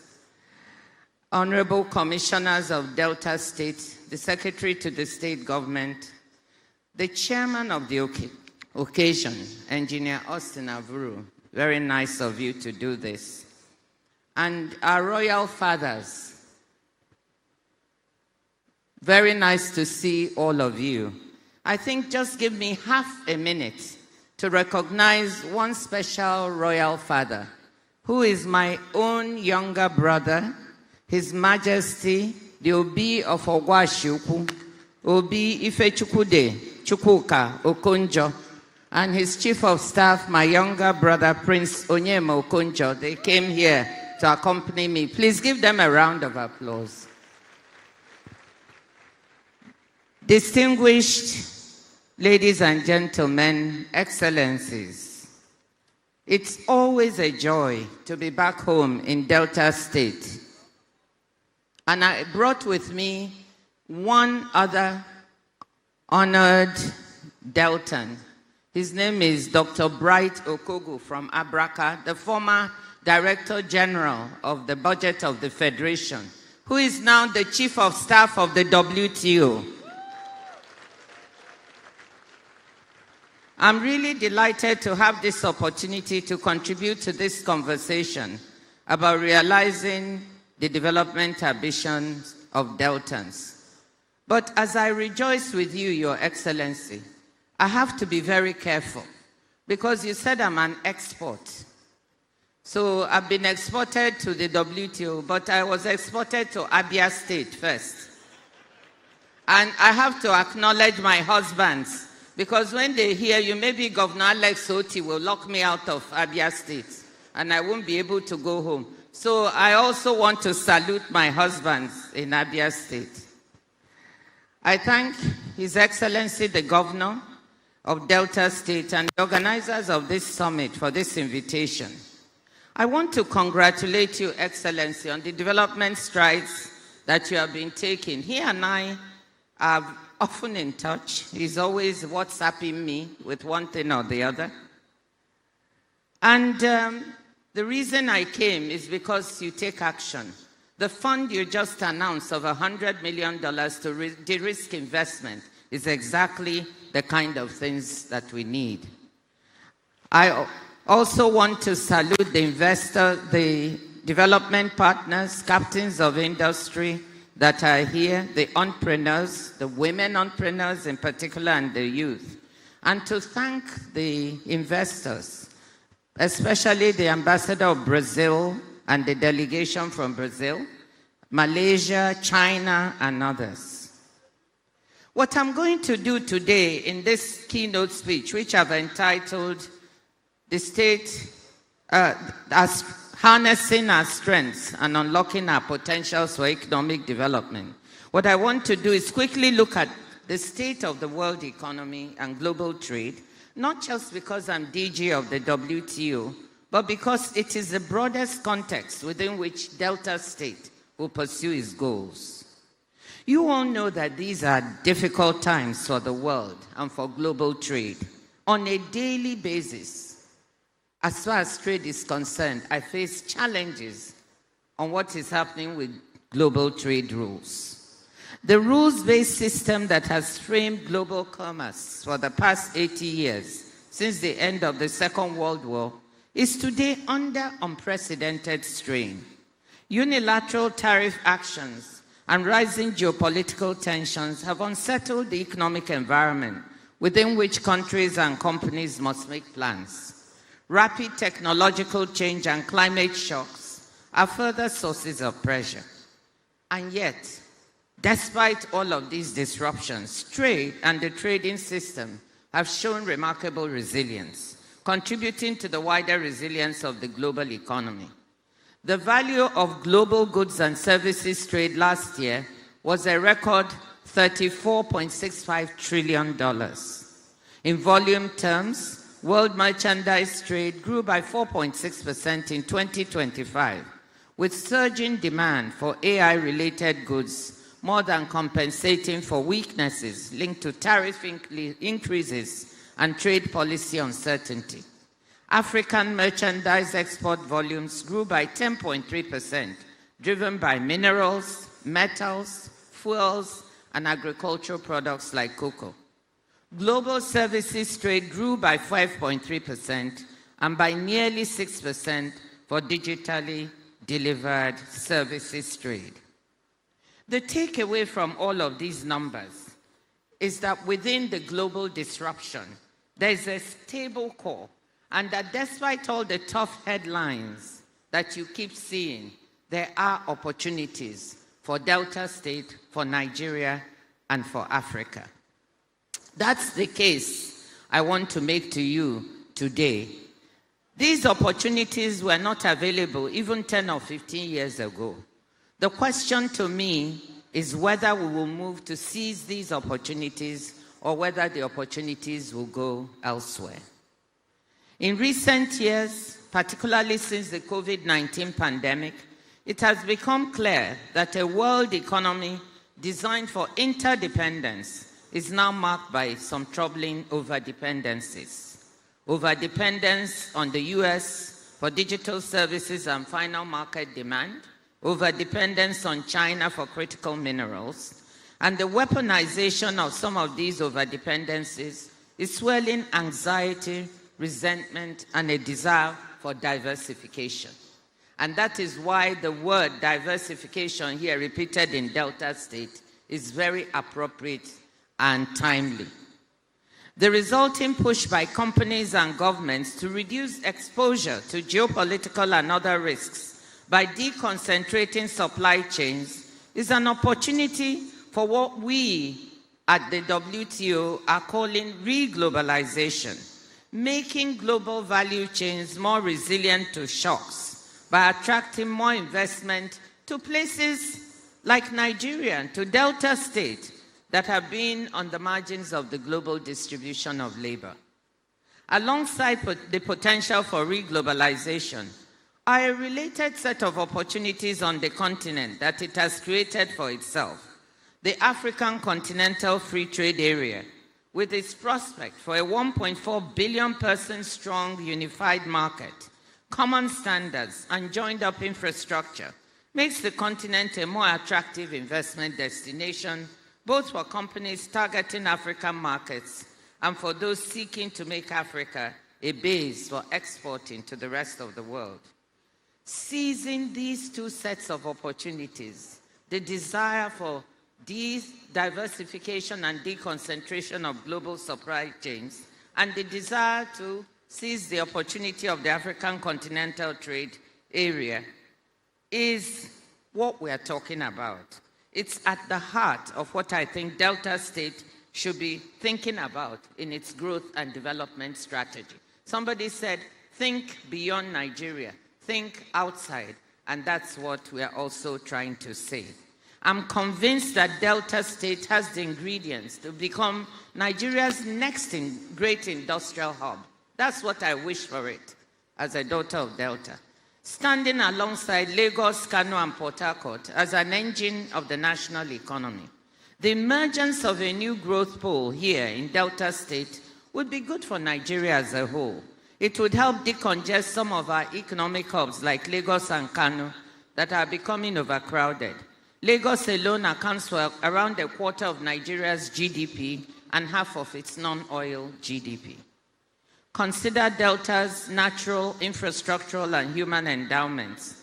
We've heard about them. Abundant natural gas, a coastline with seaports at Warri, Sapele, Burutu, and Escravos, the Itape-Ajaokuta-Warri rail line, the fertile land of Delta State, solid minerals, 49 tertiary institutions producing young people who want opportunities in the state where they grew up. On the financial front, the state also has some fiscal space. Budget's 2025 State of States report ranks Delta 6th of 35 states in overall fiscal performance and second in debt sustainability. I was very happy about that. And when I heard one of the speakers say, you're not going to borrow from anyone dead or alive, I was smiling. Keep the fiscal prudence, because without it, you're not going to be able to build the Delta state we want. If you have to deploy resources, you have to deploy them in a manner that makes the state productive, not wasted. The 2026 proposed budget of 1.664 trillion naira prioritizes increased capital expenditures as part of the efforts to move Delta onto a higher growth path. A stable macroeconomic environment at the federal level on exchange rate management, bringing down inflationary pressures, would improve states' prospects for success. And we have heard the Minister of Finance and the Central Bank Governor, I was with him a few days ago, talk about the progress that is being made, and that's moving in the right direction. But the fact is that endowments alone do not add value. Budgetary allocations alone do not lead to new roads, to good maintenance. We lack a maintenance culture in the country. I have to say that I'm Nigerian, and I was telling Engineer Austin Avuru, thanking him for mentioning maintenance. We need that. We need better ports and digital infrastructure and lower trade costs. Execution is what matters. And successful execution requires priority areas for focused investment. We've listened to Delta State, and the one or two things I have to say seem to coincide. The Delta State's government focus on developing the special economic zones makes sense. In fact, a new report by the World Bank on industrial policy specifically identifies special economic zones as one of the best available tools for governments with limited fiscal space and bandwidth and relatively small local markets. Governments can improve infrastructure and regulatory frameworks for a specific location, which in turn allows for the pooling of labor, inputs, and ideas. With Delta State's gas assets that we've heard about, and working with the federal government, this is key, working with the federal government, you have an important ingredient for the essential infrastructure. Because elements of a successful industrial park include 24/7 infrastructure, meaning electricity, roads, rail, water, and IT connectivity, together with on-site support for licensing and other aspects of regulatory compliance, you need the federal government's full support for what you're doing. I've not had the chance to visit the Delta Special Economic Zones in Kwale and Koko, but I know they have been under consideration for years, and we saw in the movie that something is happening. But I also would encourage you to visit a couple of other special economic zones around us. I visited the Lekki Free Zone just 2 days ago, and the deep sea port.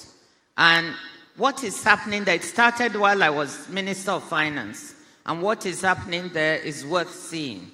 Phase by phase, they are working and they are developing the area. There are 5,000 people employed there now. I also think that the Glo-Jigbe Special Economic Zone in the Republic of Benin is well worth a visit. I was there, and what struck me was a large number of young men and women, graduates and people coming out of secondary school who were employed in the various industries on site. The park runs like clockwork, meaning everything works, everything is on site. They don't need to go anywhere to do anything. And that is the kind of special economic zone that we would like to see. I don't know if Afrexim Bank is here or Arise, some of the investors there, but I think that what I saw them doing there is good testimony to what can be done elsewhere and done here, right here in Delta State. In tandem with the development of the special economic zone, another priority would be to identify a small number of value chains. Again, it was said at the beginning, areas where you have strong comparative advantage, and they are there. We've talked about agro-allied processing, but there you have listed a number of crops. Which 2 or 3 are you going to prioritize? That's my question to you. Because if we go into so many, we dissipate the amount of capital and resources we have. So I would ask you to focus on 2 or 3 that are likely to do well. And you've mentioned several of them. It's not only about the 2 or 3, but we have to go all the way from the production all the way up the value chain, ensuring standards, quality, access to finance, access to markets. This is what trade is about. It doesn't start just when you have the product. It starts even when you start to produce the product. So I strongly encourage you to identify 1 or 2, 3 crops, no more, focus on those and take those along the value chain. Second, the blue economy. Deltas, coastline, and rivers have been mentioned. They have the potential to support aquaculture parks, fish landing sites, jetties, and cold rooms. Nigeria imports on average 573,388 metric tons of fish and fish products, worth $866 million, almost $1 billion a year. We import that. Can Delta State become the blue economy hub to capture that market, meet the demand? Imagine if we could import substitute for the $1 billion, almost $1 billion we're spending in importing fish into the country. And if I can say something blunt here, building a blue economy is not about letting trawlers come in and fish off your coast. That's not what I'm talking about. Actually, at the World Trade Organization, we have a new agreement that talks about how to reduce this phenomenon, because our coasts are fished with these trawlers, robbing the small fishermen and women of access to fisheries. So that's not what I'm talking about. We have a grant now with the Nigerian government to assess our fisheries management capacity, and I hope that Delta State can become part of that. It's being managed by the Nigerian Institute for Oceanography and Marine Research, along, of course, with the Ministry of Industry, Trade, and Investment. So please find out about it and see if we can make you part of the assessment for the potential for your marine fisheries. In addition to the fisheries, the state's seaports, export terminals, and commercial centers provide a base for port services, ship repair, and marine logistics. The question is, what investment is needed in these ports or marine services to enable Delta State to take better advantage of this natural endowment? So this is the kind of development that would make for very good jobs for our young people. Turn Delta State into a marine logistics hub. So that's the other request I have for you. Turn it into a marine logistics and ship repair hub. And finally, the third area is in oil and gas. Yes, we've spoken about this. That's what the state is known for. But we've heard, even in the oil and gas, we've got work to do. We've got to improve pipeline connectivity. You have to work with the federal government to get gas to these other areas. If you make the special economic zones, the gas has to be piped there so it can actually work. You have people who want to generate power for the state, but if they don't get the gas, they will not be able to do that. You want to develop a solid minerals industry, and we've got what it takes in silica, kaolin, and other things, but they all need the gas to be properly piped to where it's needed. And finally, on digital infrastructure and AI. We haven't spoken much about that, but this is where the world is going. The world trade itself is going digital. So in all the developments you do here, I want to strongly encourage you that connectivity to take advantage of the digital economy is essential. I would like you to also see how that can be prioritized. Our young people are all on the internet.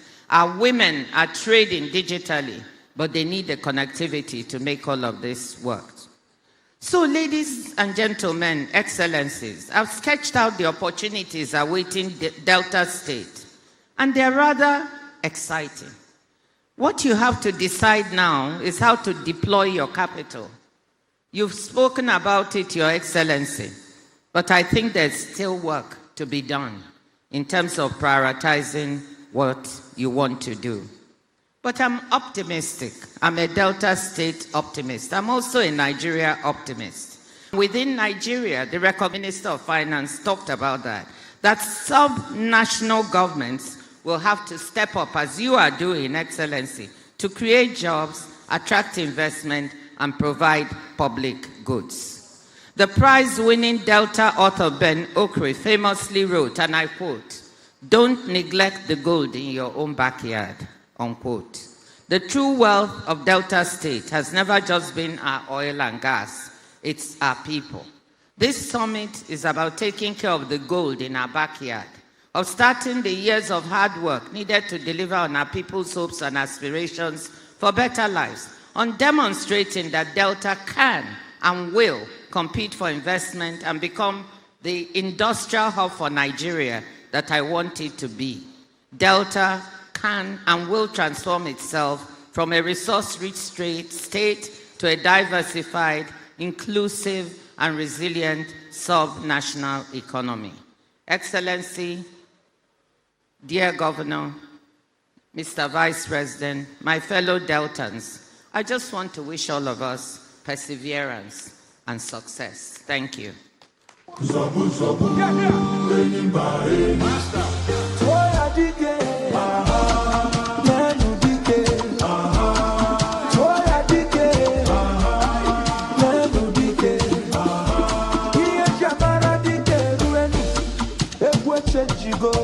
We should be rising to our feet to salute this titan of the economy and development, not only Nigeria.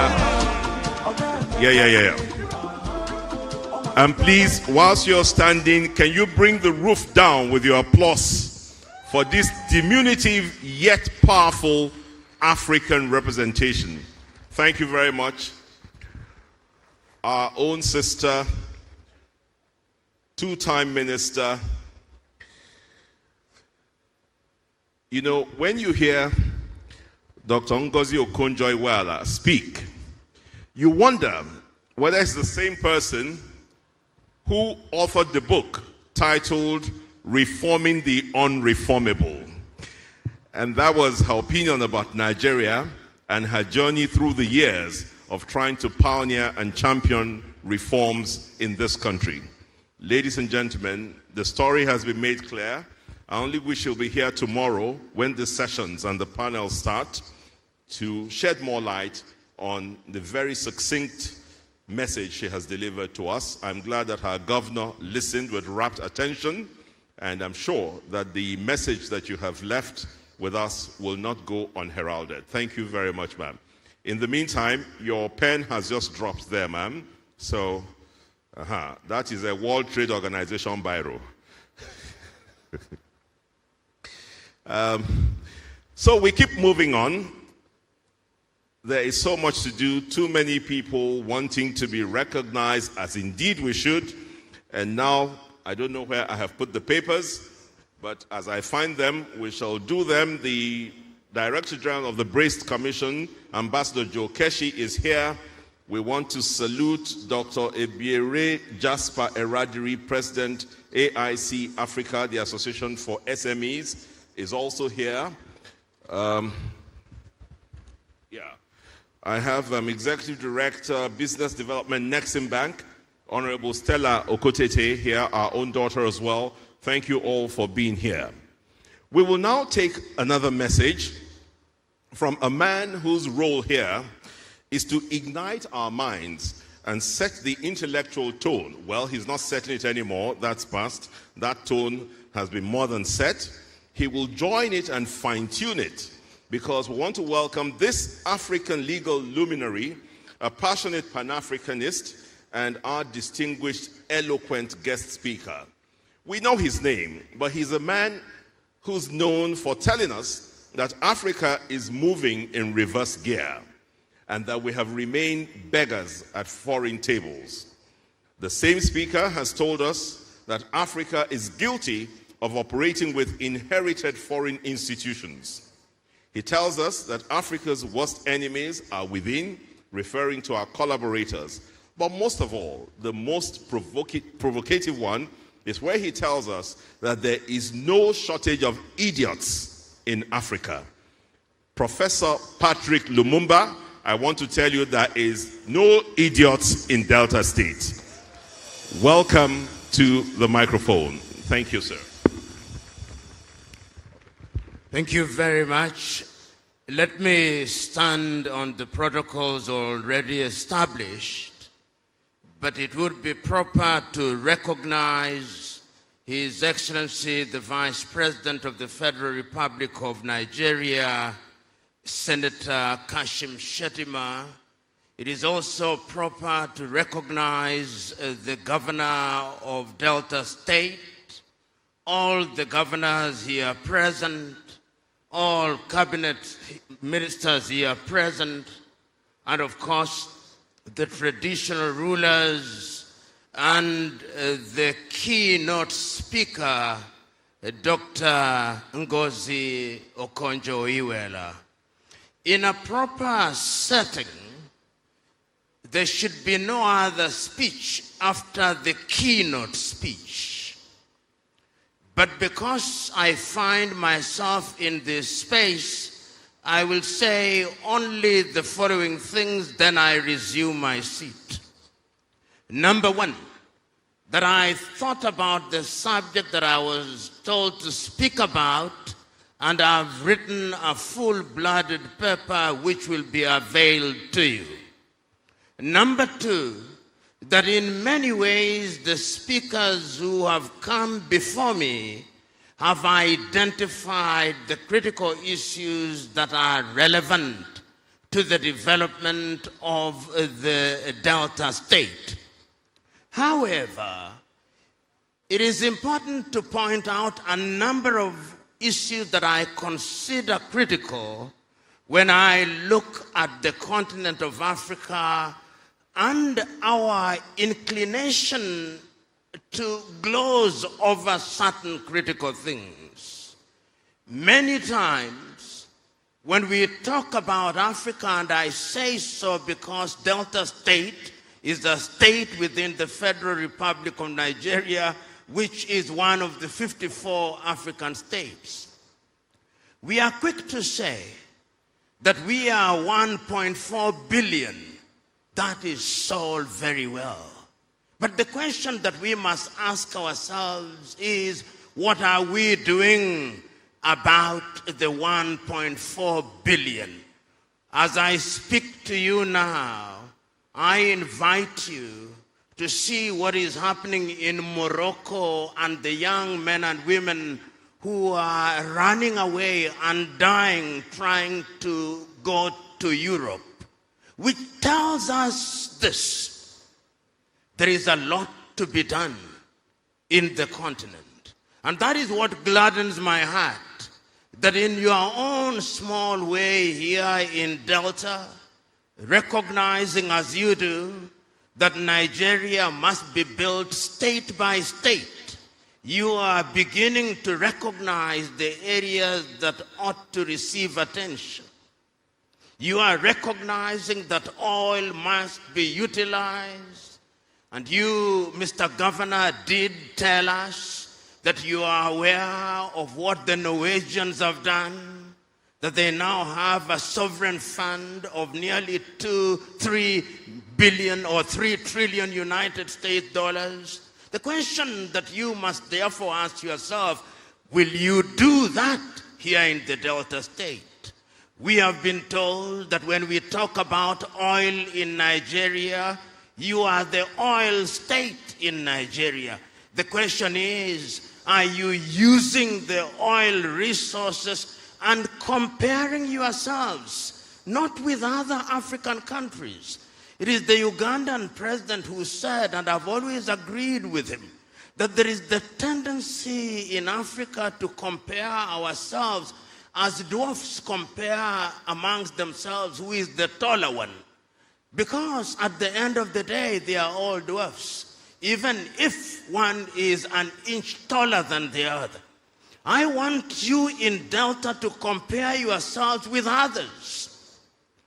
your own country or your own state has an economy larger than over 20 African countries, a GDP larger than 20 African states. The question is, with all the resources that we have, whether we are talking about agriculture, whether we are talking about minerals, whether we are talking about oil, whether we are talking about pharmaceutical sectors, whether we are talking about the blue economy, what are we doing that is in keeping with the demands of the 21st century? The world now talks about the 4th and 5th industrial revolution. The world now talks about artificial intelligence. But I always ask my fellow Africans who are quick to talk about artificial intelligence, who controls the artificial intelligence that we consume in the continent of Africa? It is not us. It could be withdrawn in the twinkling of an eye, and we go back to the dark ages. So the question is, as you are here in Delta, having identified the critical areas and the strengths that you have as a people, what will we do? The keynote speakers reminded us of the Africa Continental Free Trade Area. And you know, when I look at the Continental Free Trade Area, and I look at the many writings about the Africa Continental Free Trade Area, it is not Africans who are writing. It is others. It is the Chinese. It is the Europeans. So that if you wanted an expert on Africa Continental Free Trade Area, you don't look to Africa. And that is tragic, Honorable Governor. It is equally tragic that in our interpretation and understanding of who an investor is in the continent of Africa, we still don't think that fellow Africans are investors. We think, and allow me to be blunt, that our investors must be Malaysians. We think that our investors must be Brazilians. We think that our investors must be Chinese. That is not the case. And I'm saying this because in the year 2018, I and others started something called the Pan-African Investment Movement. We have now visited 6 countries, and we have told heads of state that even Africans with $100,000 each, putting the money together, are investors. When a few Africans heard I was coming here from as far as Trinidad and Tobago, they asked me, but why were we not invited? I said, next time. Because next time, Honorable Governor, I want to see Kenyans here. I want to see Ghanaians here. I want to see Sudanese here. I want to see Ethiopians here.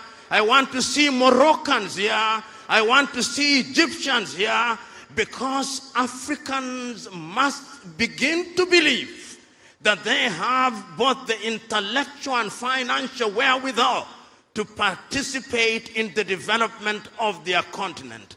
Because it is only when we do so that our friends of goodwill from Brazil, our friends of goodwill from China, our friends of goodwill from Europe, our friends of goodwill from the United States of America will begin to believe that the relationship between us and them is symbiotic rather than parasitic. And I'm submitting to us that many times what we call development is not development, is parasitism. And I am urging you, my brother, as you serve as the governor of Delta, you are doing a good job, but that job can be better. That job can be an African job. That job can give meaning to Africa Continental Free Trade Area.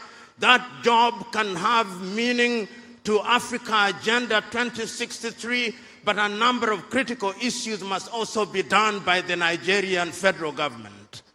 We must allow people to move freely within the continent. Your Excellency, the Vice President, Nigeria is the biggest economy in real terms in sub-Saharan Africa. I look forward to the day when, if I'm an investor in Delta, I want to invest in the blue economy, I want to invest in any area, I can take my plane from Addis Ababa in Ethiopia and arrive here in Asaba without a landing and exit card. I look forward to that day. I look forward to the day when there will be no visa for an African coming to this country. Because when you are big, the expectations from you are big. When we talk about Europe now, it is possible to move from Bratislava in Slovakia to Lisbon in Portugal using one currency. But here I move from Nigeria, then there is the cedi. Then I move from there, then there is the dollar. We cannot run an economy where we are so fragmented.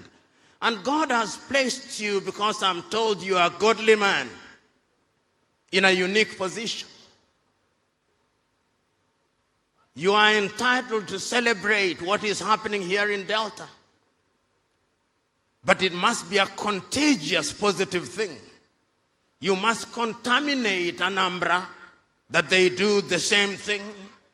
You must contaminate other neighbors, and ultimately, you must contaminate the federal government. And it is proper that you invited His Excellency, the Vice President, so that this message will go to Abuja, and that your example will be used as an example that will be replicated across the Federal Republic of Nigeria and ultimately across the continent of Africa.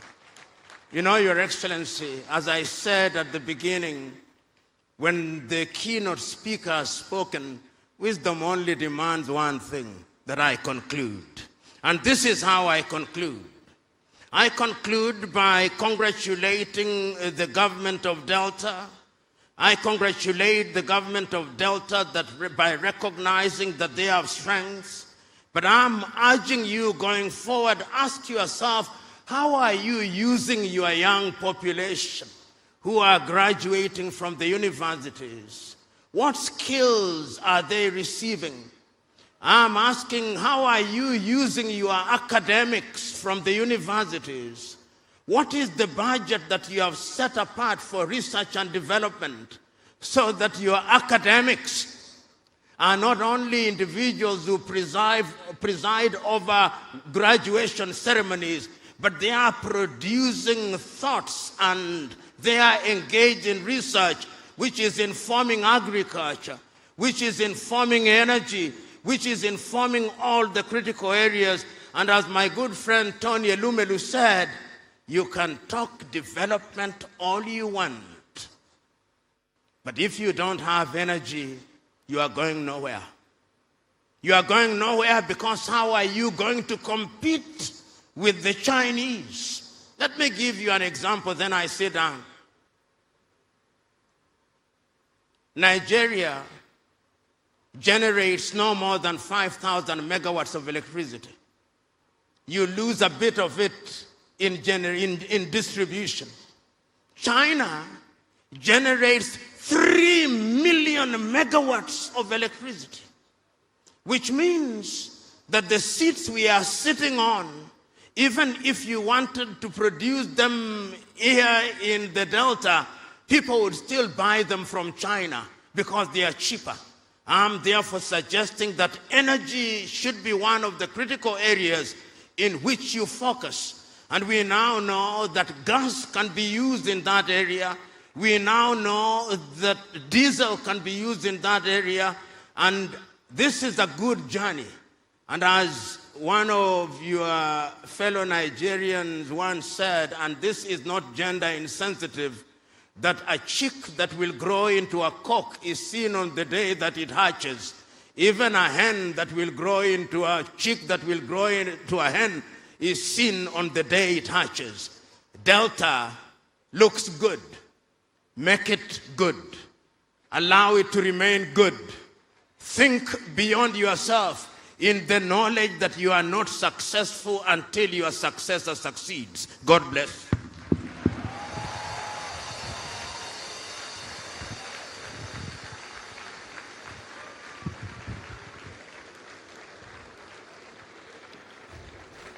Where is the music? Where is the music?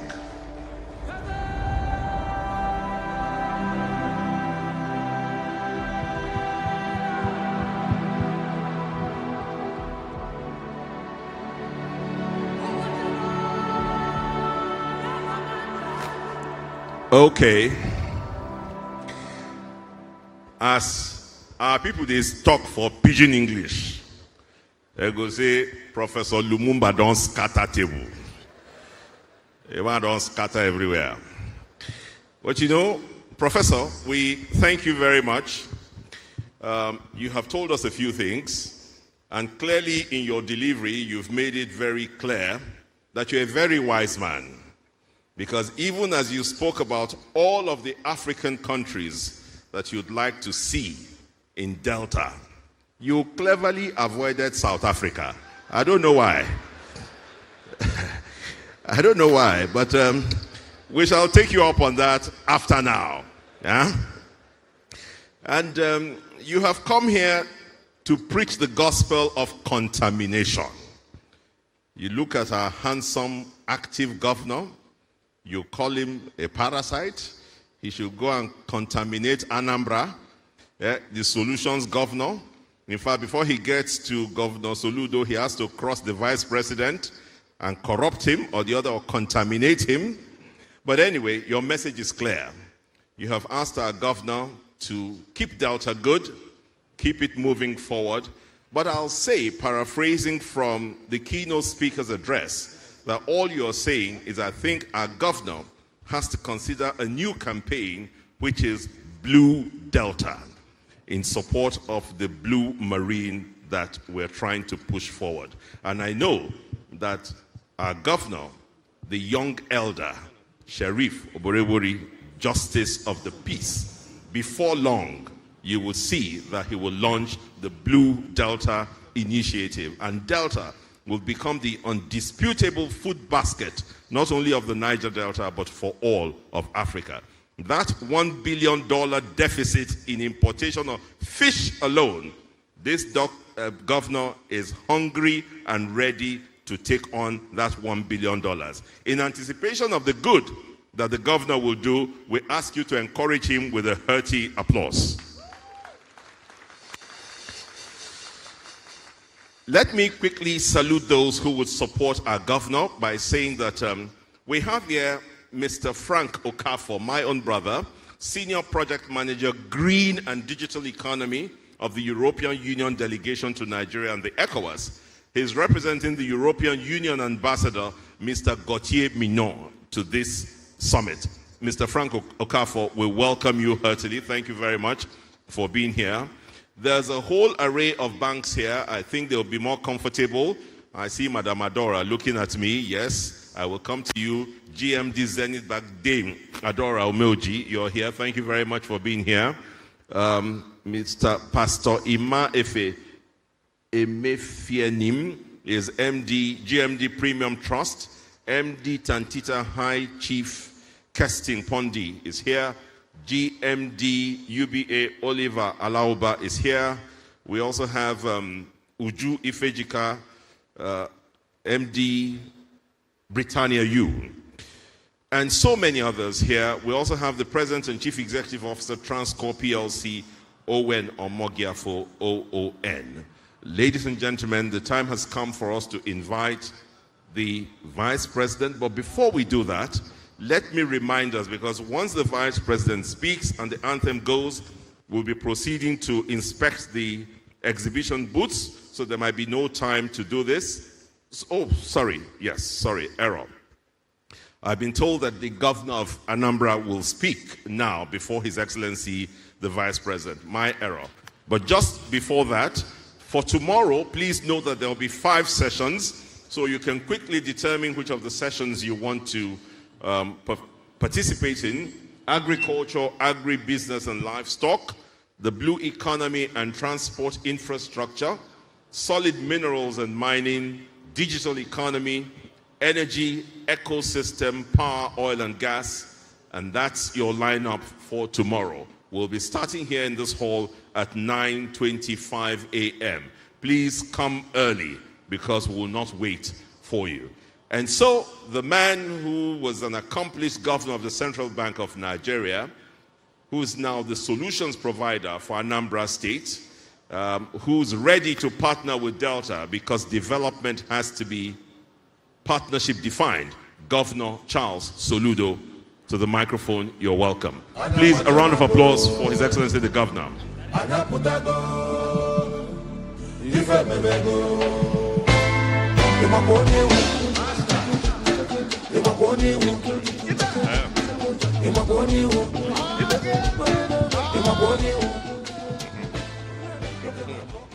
Thank you.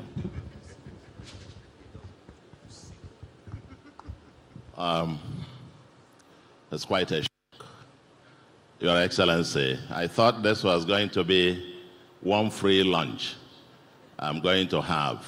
Just come, listen to the Vice President, listen to you, listen to our keynote speaker, my senior sister, writing notes, ministers, and then I'll simply go home to Professor Lumumba and go home. And I was just standing up even to usher the Vice President. I said, I have to. Let me say, distinguished ladies and gentlemen, the Vice President, first, 1, 2, 3 things. I'm asked to give a goodwill message.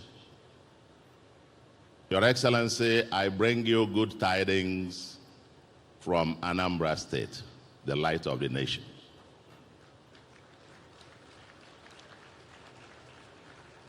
I'm sorry I came in about 15 minutes late because I was stuck in traffic at Onitsha. Today is a Monday. And to have a traffic at Onitsha on a Monday, the Monday sit at home is over.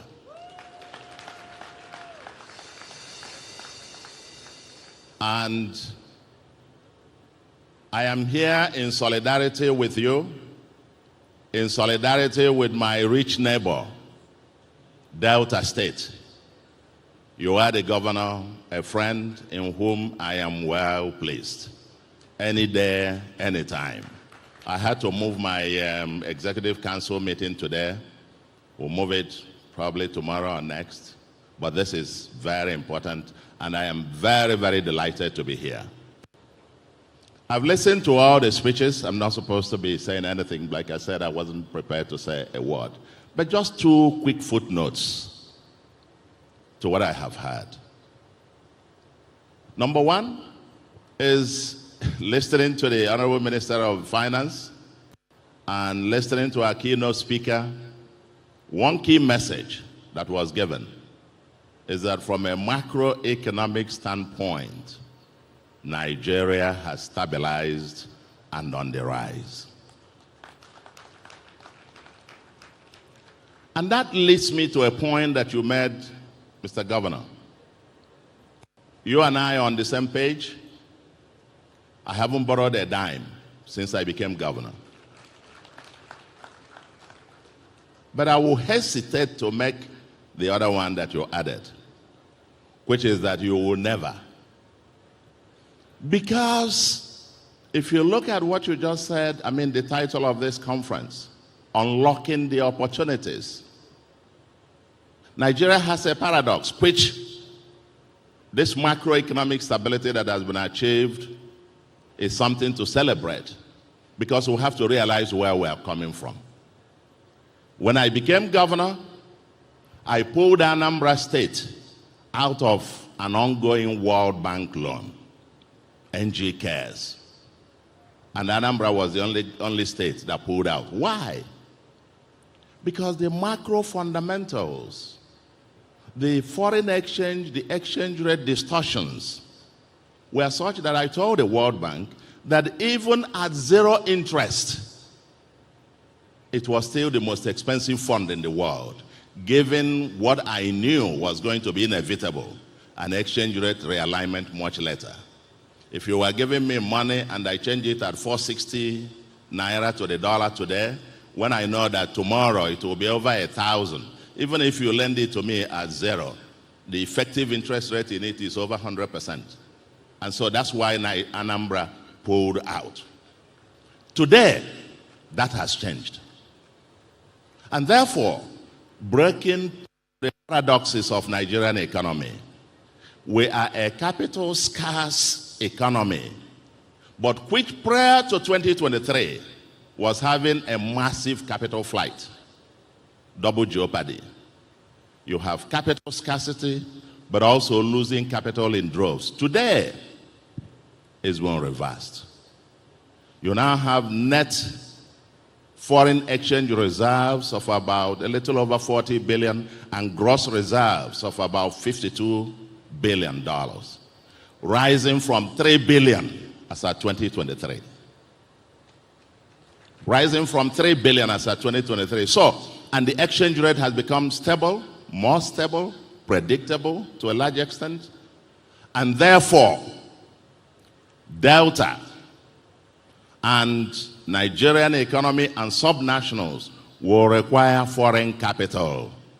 Be there Africa, be there from anywhere, will require foreign capital. And the environment, the macroeconomic environment is more conducive today. So I wouldn't make that kind of strong, I wouldn't, maybe Delta, or you are my rich neighbor, you have a lot of oil money and so on. So you can, Delta can afford it. I'm not sure how many others can afford to do that. The second, and just following from what I have also heard, is that we need to work together. Delta is one of the 36 subnational states, plus FCT, plus the federal government, that's 38 governments, excluding the 774 local governments. We need to work together. Delta alone will try, but together, harnessing the neighborhoods. And I suggest that Delta and Anambra are literally like the relationship with the completion of the second Niger Bridge. It's like twin cities. You now have us here, between New York and New Jersey, for example. We must now, as two states, cascade our relationship beyond our personal friendships to now working group.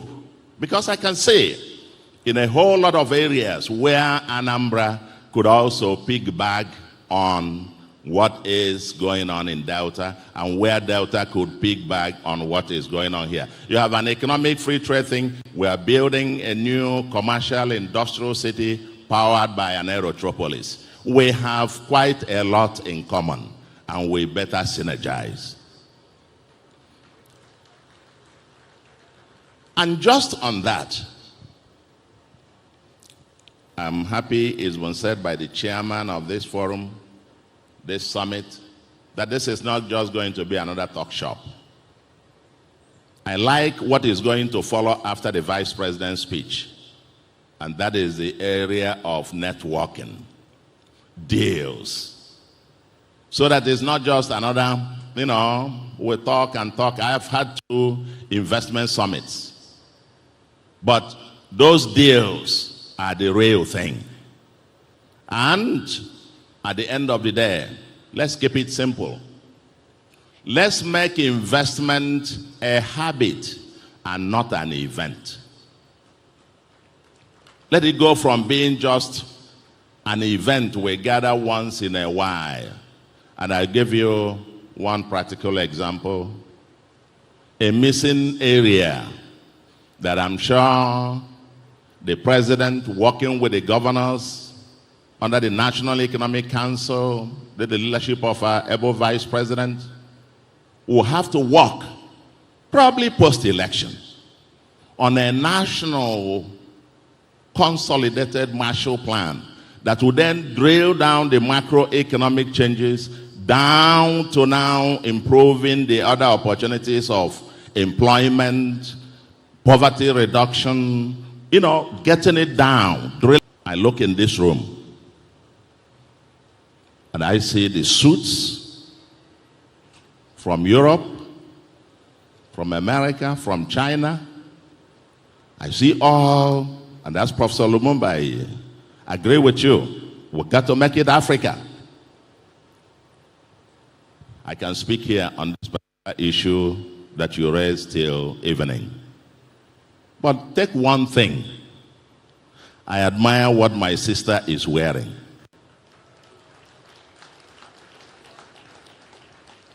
If you look at me too, I am wearing a Akwete. Akwete is the name of a village in Abia.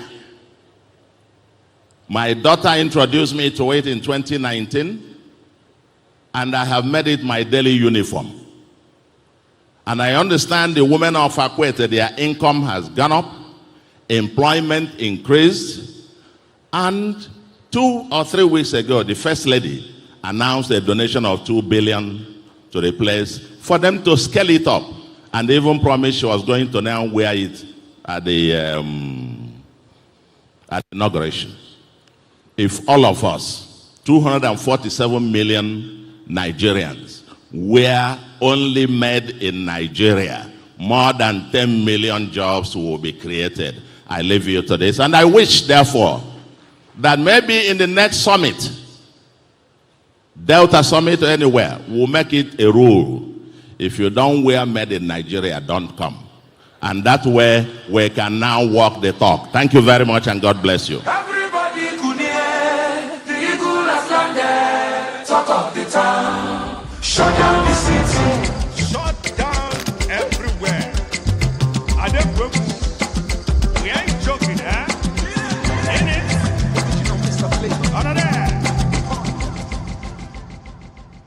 Thank you very much. Your Excellency, we appreciate you. His Excellency, the Governor of Anambra State, Professor Chukwuma Soludo.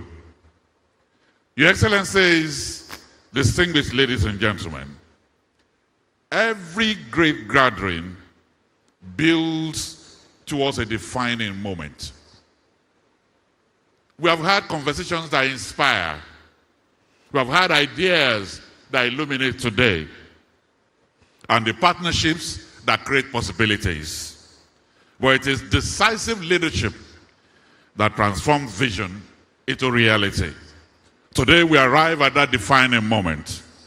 The presence of our Chief Guest of Honor reflects federal government's commitment to strengthen economic growth, promoting investment, and advancing sustainable development. It is now my singular honor and privilege to welcome here the most hardworking, the most supportive, the most loyal Vice President in the history of Nigeria. Please welcome His Excellency Senator Kashim Shettima, GSON. Kindly sit down, please. Kindly take your seats, please.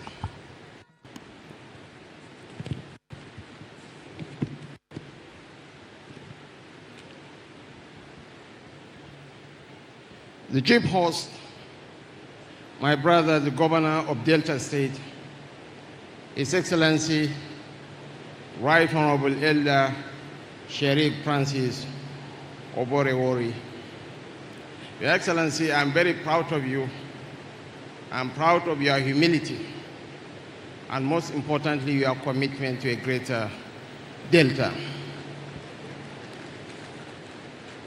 You are a good man. You have internalized the Christian faith.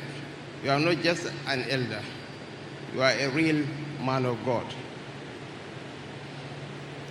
He has always been a gadfly, always moving against the direction of the wind. But Professor Charles Chukwuma Soludo Sebar is a man that I respect highly, fundamentally because the truth that sets men free, as HS Aga said, it's most often the truth that men prepare not to hear. But Professor Soludo has a tendency of going against the direction of the wind.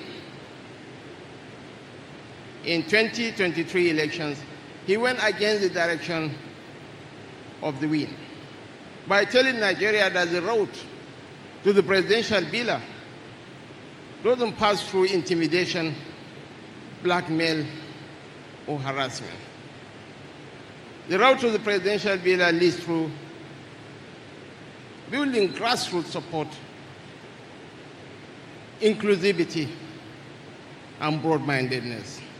Professor Soludo, you have done a lot of things for the federal government, especially in informing Nigerians where we are coming from reserves of $3 billion. When we were experiencing capital plight and capital scarcity, now we are experiencing capital inflows, so that our foreign reserves has gone up to over $52 billion and counting in a turbulent world, mind you. I think the president deserves commendation and not condemnation. I remember time back when it was the wall. Above all, thank you for representing Nigeria with not just your intellectual brand, but indeed also your dress sense. Thank you, ma'am. And to our great guest speaker, Professor Patrick Otiono Lumumba. You are not a Kenyan, you are an African, a great African. Lawyer and internationally recognized public speaker. With the way and manner you are traversing the continent, I'm thinking of being your student when I retire from politics. Thank you, Professor Lumumba, for the great African that you have become. But you carefully avoided talking about South Africa. The chairman of the summit, Mr. Seplat, Engineer Osin Aburo, my bosses in the National Assembly, members of the Senate and House of Representatives, my colleagues in the Federal Executive Council, former governor of Delta State, an elder statesman in his own right, distinguished Senator Dr. Ipiani Okowa. You are a good man. Of course, the humble and self-effacing Deputy Governor of Delta State, Samonde Oyema. I don't know whether I will call you a Hausa man or an Adioma man. I want to weaponize the Secretary to the Delta State Government, Dr. Kingsley Eze Elmo, to recognize and appreciate members of the Delta State Executive Council and local government chairmen across Delta State. The Brazilian ambassador to Nigeria, His Excellency Mr. Carlos Gacete, and the Malaysian ambassador to Nigeria as well. Captains of industry, I cannot fail to recognize my boss, my sister from another mother, the group managing director of Zenith Bank, Dame Adora Umioji. And Mr. Oliba Alauba, I want to use you to thank other bank executives around. Chairman of the Delta Traditional Rulers Council, Major General Felix Mojakpero, Oriewan Oroje of Okpe Kingdom, I want to use you to recognize and appreciate all our royal fathers present here. Members of the fourth escort of the Rim, honored guests, distinguished ladies and gentlemen. The cycle of competition among our states is now evident in the quality and ambition of the investment summits convened across the Federation. Every state possesses immense promise, but each must define a trajectory unique to its history, geography, people, and comparative advantage. This is a race we must welcome, a race that proclaims growth rather than conflict, a race in which the prize is employment, prosperity, and human dignity, a race for the future. I am therefore honored to join the government and people of Delta State in this march towards that future. Since we assumed the mantle of leadership, We have scarcely taken a break from summits, strategy sessions, and investment dialogues. We promise to place Nigeria on the path of growth, and each gathering offers another platform for turning that promise into enterprise. Every host state contributes to the Federation's commercial ambition. One highlights agriculture, another minerals, technology, ports, energy, or tourism. In that healthy rivalry, Nigeria discovers the full measure of her wealth. This season of summits owes itself to two developments. The first is the stronger foundation laid by the economic research of His Excellency President Bola Ahmed Tinubu GCFR, which has placed far larger allocations in the hands of state governments to pursue their internal development agendas. The second is that no state wishes to be trapped in the dilemma of having money but not knowing how to spend it. For rescuing us from that dilemma, I believe Mr. President deserves a round of applause. Your Excellencies, distinguished ladies and gentlemen, the judgments of the international ratings agencies confirm the direction of travel.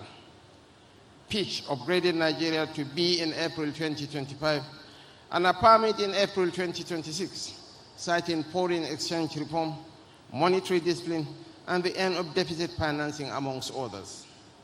In May 2026, S&P also raised Nigeria to B, its first upgrade in 14 years, following a sustained reform, stronger oil output, and expanded domestic refining. Moody's had earlier lifted Nigeria from CAA1 to B3 as the external balance, fiscal position, and foreign exchange framework improved. These are proof that Nigeria is regaining credibility, and the best time to invest is before the opportunity becomes expensive. Delta State enters this moment with an advantage. That advantage is larger than its oil well. It resides in the conviction behind this gathering that the future of a people cannot be deposited in a single commodity. Diversification is an instinct of economic self-preservation and a measure of the quality of leadership.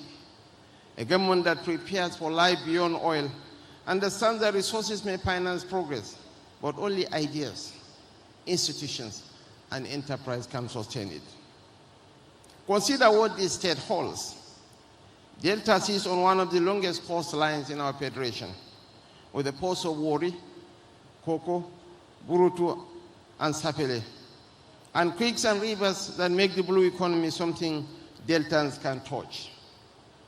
It holds gas in abundance, 80 trillion meters, along with power generation at Okpa and Ueli, refining assets at Warri, and an economic zone built to turn these environments into factories rather than statistics. Beyond hydrocarbons, Delta is a farming country. Oil palm, cassava, rubber, plantain and aquaculture thrive across its 25 councils, and its fisheries could feed markets far beyond our borders. Beneath its soil lies silica, sand, kaolin, limestone, and of course, coal, the raw material for glass, cement, and construction. Above all, the Delta person is educated and enterprising. A state so endowed already qualifies as an investment destination of the first order, and what remains is for the world to be told. This is the purpose of this grand occasion. The call to harness our strengths and unlock our potentials is a timely awakening, because potential has no economic value unless it is organized, financed, and put to work. Natural wealth buried beneath the soil cannot employ a young person. A coastline without productive infrastructure cannot move trade. Talent without opportunity becomes frustration. The task before us is to convert what Delta possesses into what its people can feel in their own homes, their communities, and their hopes. There is no doubt that His Excellency Governor Sheriff Francis Oborewori is devoted to leading Delta into a new era of productive expansion. The design of this summit reflects the seriousness of that purpose. It brings government, investors, development institutions, industry leaders, scholars, and entrepreneurs into the same room, followed by sectoral discussions, deal-making, networking, and field engagements. The message is practical. Delta 6 commitments that survive the applause and projects that outlive the conference. I thank His Excellency, Governor Oborowori, for this bold leap towards a greater Delta and for creating a platform that matches the ambition of his people. To our investors, entrepreneurs, financiers, captains of industry, innovators, development partners, the diplomatic community, and friends of Nigeria, you are welcome to Delta State. The federal government stands ready to support credible investments, strengthen enabling institutions, and work with the state to remove obstacles to enterprise. We are co-travelers on the road from promise to production, from allocation to transformation, and from potential to prosperity. Thank you, and may God bless Delta State and the Federal Republic of Nigeria. Hello. Your Excellency, the Vice President, sir, would like to plead with you to remain on stage whilst they remove, because we want to invite the governor and some dignitaries to join you for a nice photo session. Thank you so much for accepting. So please, unless I call you, don't come up. Ambassador, yes you can. Governor Soludo, Governor Delta, Ngozi Okonjo-Iweala, Professor Lumumba, and Minister of Finance. Please, it ends there. Please, it ends there. Let's put some structure to this, please.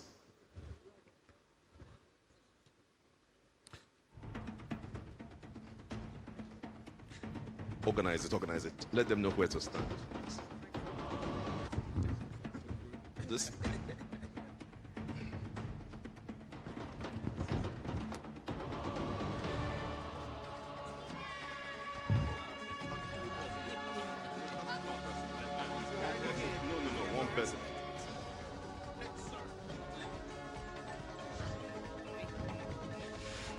Okay, where are the photographers, please? Can we allow a few? Where's the official photographer? Oh, you're there.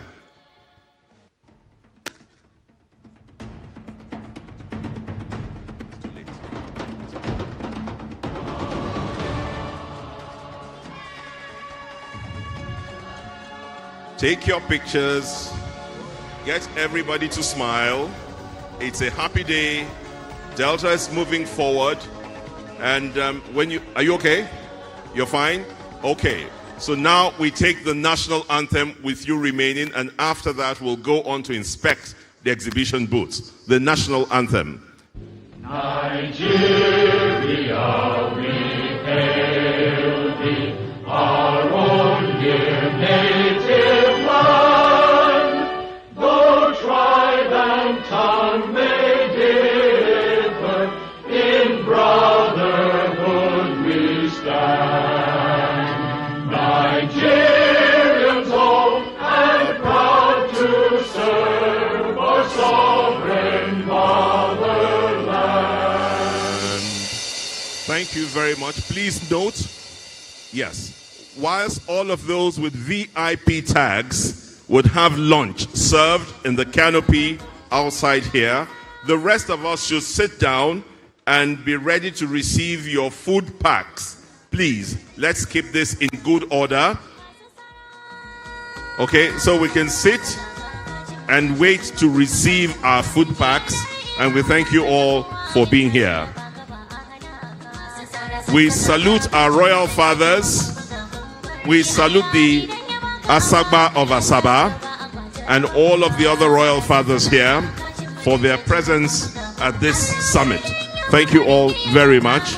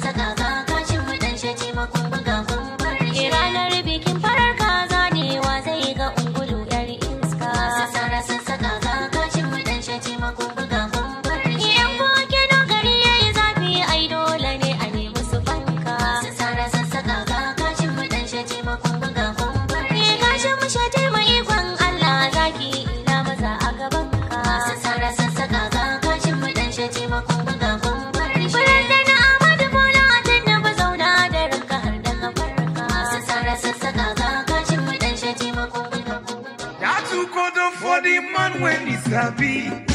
Governor Sheriff Obori worry to sabi. Since he become governor, Delta just they shine. Sheriff works they show, not be church or church. Since you bring Julius Berger, we don't know our state again. Governor Sheriff not the man when he sabi. For accountability, you be number one. For transparency, clear way for Sheriff. Money they enter the state, we they see them. Your thanks are saying, Kodo, thank you. Our hopes they renew for more agenda. Shout to Kodo for governor when he's sabi. Sheriff they walk on the church. We ask God for better governor, he give us Sheriff. Delta Central, North and South, Sheriff and Ready Day. That's why Deltas are saying, Kodo is better. Shout to Kodo for the man when he's sabi. Governor Sheriff Obori worry to sabi. Since he become governor, Delta just they shine. Sheriff works they show, not be church or church. Since you bring Julius Berger, we don't know our state again. Governor Sheriff not the man when he sabi. For accountability, you be number one. For transparency, clear way for Sheriff. Money they enter the state, we they see them. Your thanks are saying, Kodo, thank you. Shout to Kodo for the man when he sabi. Governor Sheriff Obori worry to sabi. Since he become governor, Delta just they shine. Sheriff works they show, not be church or church. Since you bring Julius Berger, we don't know our state again. Governor Sheriff not the man when he sabi. For accountability, you be number one. For transparency, clear way for Sheriff. Money they enter the state, we they see them. Your thanks are saying, Kodo, thank you. Our hopes they renew for more agenda. Shout to Kodo for governor when he sabi. Sheriff they walk on the church. We ask God for better governor, he give us Sheriff. Delta Central, North and South, Sheriff and Ready Day. That's why Deltas are saying, Kodo is better. Shout to Kodo for the man when he sabi. Governor Sheriff Obori worry to sabi. Since he become governor, Delta just they shine. Sheriff works they show, not be church or church. Since you bring Julius Berger, we don't know our state again. Governor Sheriff not the man when he sabi. For accountability, you be number one. For transparency, clear way for Sheriff. Money they enter the state, we they see them. Your thanks are saying, Kodo, thank you. Shout to Kodo for the man when he sabi. Governor Sheriff Obori worry to sabi. Since he become governor, Delta just they shine. Sheriff works they show, not be church or church. Since you bring Julius Berger, we don't know our state again. Governor Sheriff not the man when he sabi. For accountability, you be number one. For transparency, clear way for Sheriff. Money they enter the state, we they see them. Your thanks are saying, Kodo, thank you. Our hopes they renew for more agenda. Shout to Kodo for governor when he sabi. Sheriff they walk on the church. We ask God for better governor, he give us Sheriff. Delta Central, North and South, Sheriff and Ready Day. That's why Deltas are saying, Kodo is better. Shout to Kodo for the man when he sabi. Governor Sheriff Obori worry to sabi. Since he become governor, Delta just they shine. Sheriff works they show, not be church or church. Since you bring Julius Berger, we don't know our state again. Governor Sheriff not the man when he sabi. For accountability, you be number one. For transparency, clear way for Sheriff.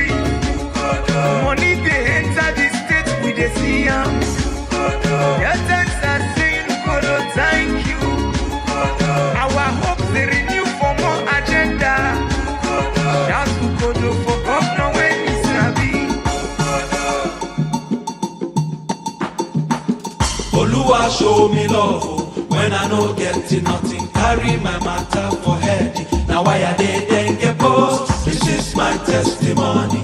Ono masa wombara chupoki ke ekelemki. Hallelujah. Oh. DJ Fancy.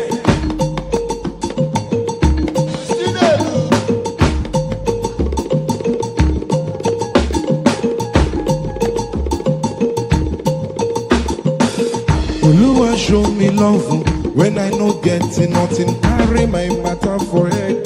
Now why I dey get post? This is my testimony. Ono masa wombara chupoki ke ekelemki. Hallelujah. Oh. Oluwa show me love, oh, when I no get nothing, carry my matter for head. Now why I dey get post? This is my testimony. Ono masa wombara chupoki ke ekelembi. Hallelujah. Oh. Oluwa show me love, oh, when I no get nothing, carry my matter for head. Now why I dey get post? This is my testimony. Ono masa wombara chupoki ke ekelembi. Hallelujah, oh. Hallelujah. Hallelujah. Hallelujah. Hallelujah. Hallelujah. Hallelujah. Hallelujah.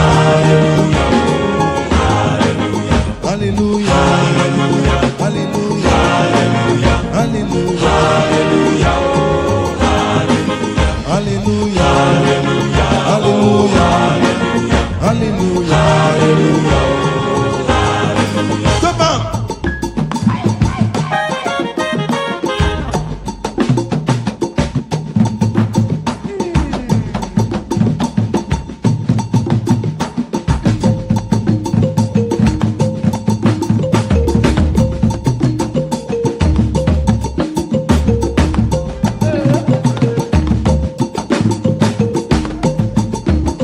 Father, Father, Baba Allah, my Father, correct it, Father, when no get it, come on.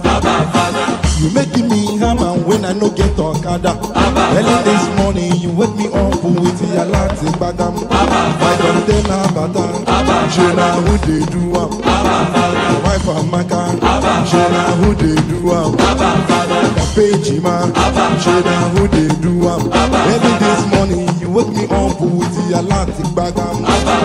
Father, Father, Baba Allah, my Father, correct Father, when no get it come out. You make me hammer when I no get Okada. Early this morning, you wake me up with your Latin bagam. My container bata, Shena who they do am. My wife Amaka, Shena who they do am. Page man, Shena who they do am. Early this morning, you wake me up with your Latin bagam. Yo, yo, yo, yo, yo, yo. Yo, yo, yo, aye. Yo, yo, yo, yo, yo, yo, yo, yo, yo, aye. Yaga, yaga, yaga, yaga, yaga, yaga, yaga, yaga, yaga, yaga, yaga, yaga, aye.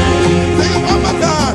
Yaga, yaga, yaga, yaga, yaga, yaga, yo, yo, yo, aye.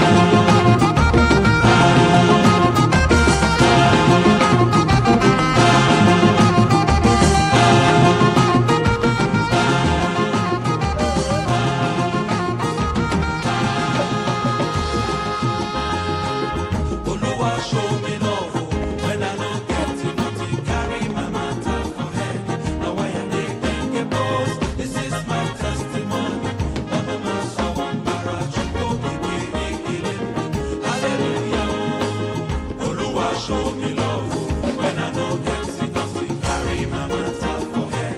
Now why I did get boss? This is my testimony.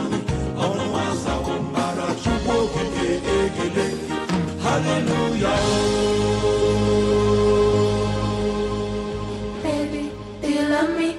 Do you want me? Put your hands all on my body. Don't worry, go crazy, go crazy. Oh baby, do you love me? Do you want me? Put your hands all on my body. Don't worry, go crazy, go crazy. Slay, slay, slay, slay, slay, slay, slay, slay. Wine it and swagaloma. It's a banger, you already know. Too many girls so for my palo. Eleganza, no I see the go. Amanda, put on the show. Give me your high notes, one the go. Amanda, put on the show. Atlanta, we go. Slay, slay, slay, slay, slay, slay, slay, slay, slay, slay, slay, slay, slay, slay. On to the next. Oh my baby now, on to the next. She fuck with the best. Oh my baby girl, show that finesse. Oh my baby girl, show that finesse. Girl, you sweet like sugar. I don't represent. So you're this fun, for I do my bouquet. Everybody get out the way. She's slick and her body, Miss Kids. I live on board when I get lit. Bad bitches and they wanna get rich. Baby, do you love me? Do you want me? Put your hands all on my body. Don't worry, go crazy, go crazy. Oh baby, do you love me? Do you want me? Put your hands all on my body. Don't worry, go crazy, go crazy.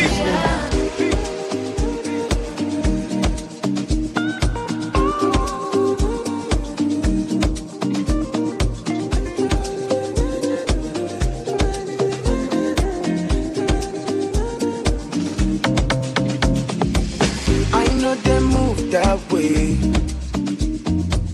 don't make me move that way. Me, I know one sleep for highway. For you cross grass, look at your sideways. Me, I know come look us for child's play. So I say, them define me. For the long time, I've been silent. I don't run out, I've been stalling. But they think say, I'm in hiding. Cause they don't know how to find me. I be on no Zumba, by the way. I be on no Zumba, by the way. I be on no Zumba, by the way. I be on no Zumba, by the way. I be on no Zumba, by the way. Coming to you.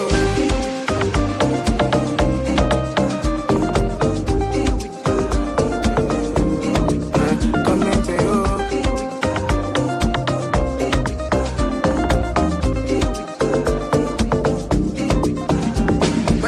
You be giant for your pocket.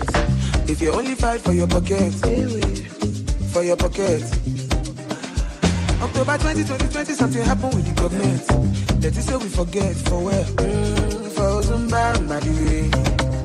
And I tell ya, I know they move that way. I know they move that way. Don't make me move that way. No, I'm not built that way. For I cross guys, look at my sideways. Now I know come niggas for child's play. In the meantime, I became me. How you want time, make you tell me. If you need speed, I be spelling. I go right behind the steering. I go run out, give a sharing. I be on no Zumba, by the way. I be on no Zumba, by the way. I be on no Zumba, by the way. I be on no Zumba, by the way. I be on no Zumba, by the way. I don't feel like you waiting in my eye, don't see you for gone. So many good way man don't do, but not bad them go talk. Even Jesus Christ, the Lord, and the Lamb for cross. You know, be please everybody. I'm a homo, brand new label. Don't give me your don't give me your I'm a ye call Silvaso, my japa. Don't take me personal. Away, pull on Canada.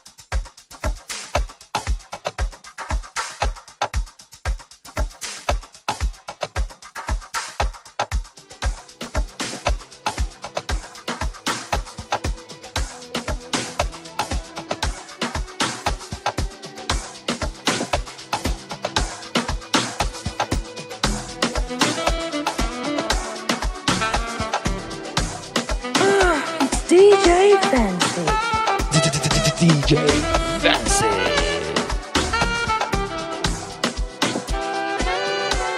DJ Fancy. Forgiveness, Father, forgive me for the bad things that I do. Consistency, I promise to remain consistent in my positive action. Forgiveness, Father, forgive me for the bad things that I do. Consistency, I promise to remain consistent in my positive action.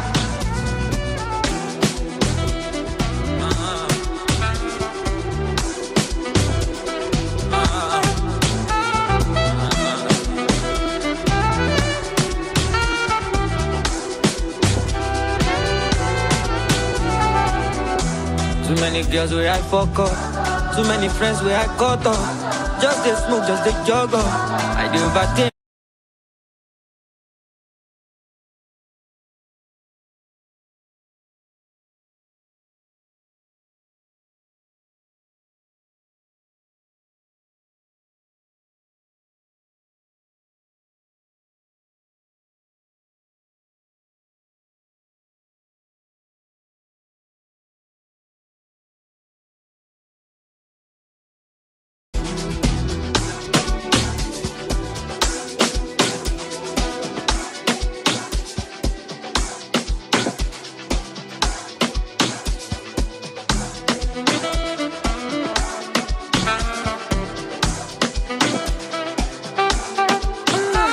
DJ Fancy.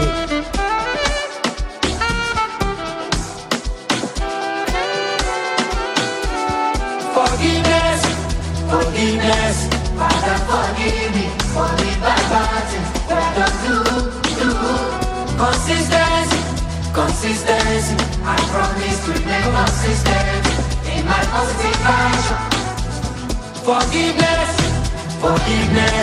Father, forgive me for the bad things that I do. Consistency, I promise to remain consistent in my positive action.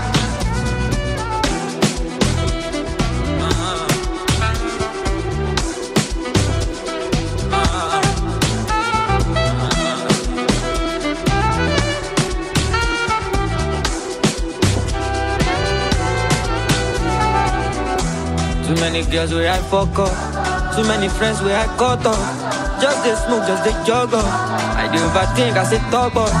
Until you should put your low. It can take time and effort. But to get on you, me stubborn. You will only buy me a ball on. That's too late to me, I'm up on me. Who got to do it, call my son, Mufano, son, me, being your son. Up along you, Lord, me. Recognizing and accepting, reflecting, I don't learn lesson. Nobody perfect, but me. Nobody perfect, but me. Forgiveness, Father, forgive me for the bad things that I do.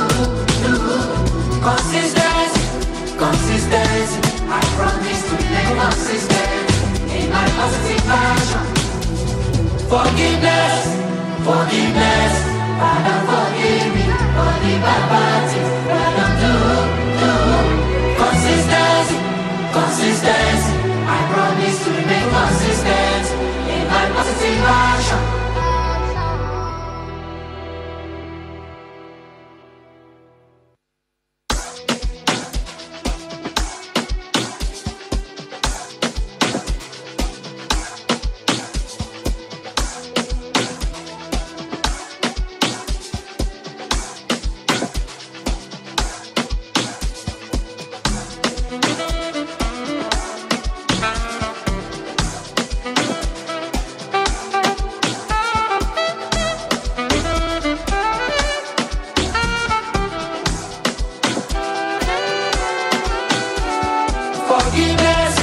Forgiveness, Father, forgive me for the bad things that I do.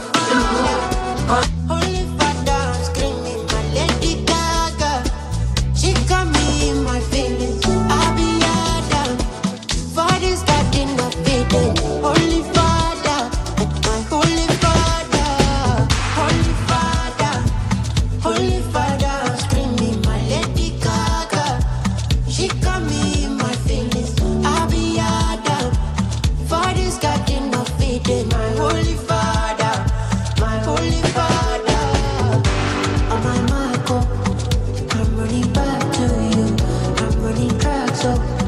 I'm running mad for you. Keep me on my phone. I'm running back to you. Keep breaking my heart, though. Till I run out of heart, though. I'm on my phone. I'm running back to you.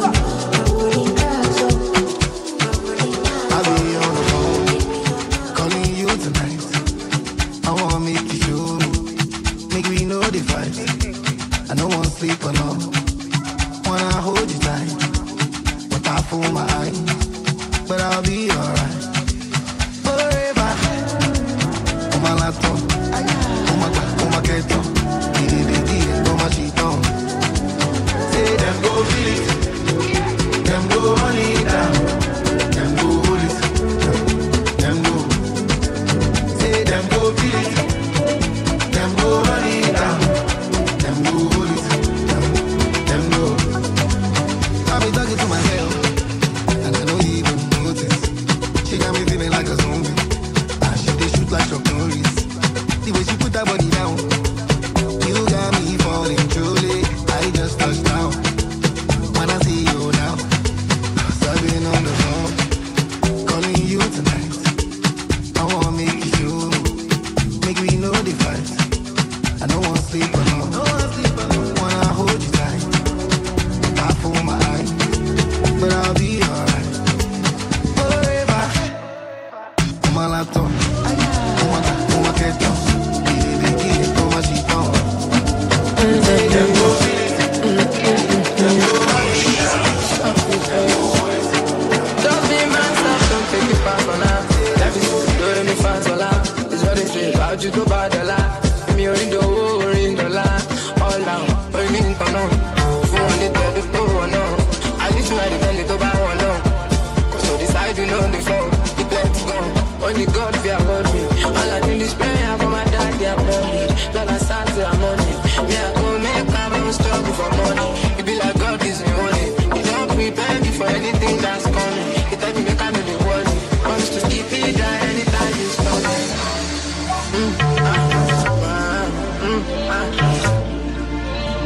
Me I go make I'm struggle for money.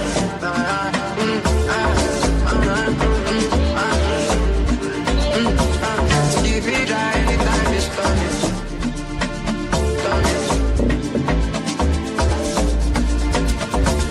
Keep it dry anytime it's coming.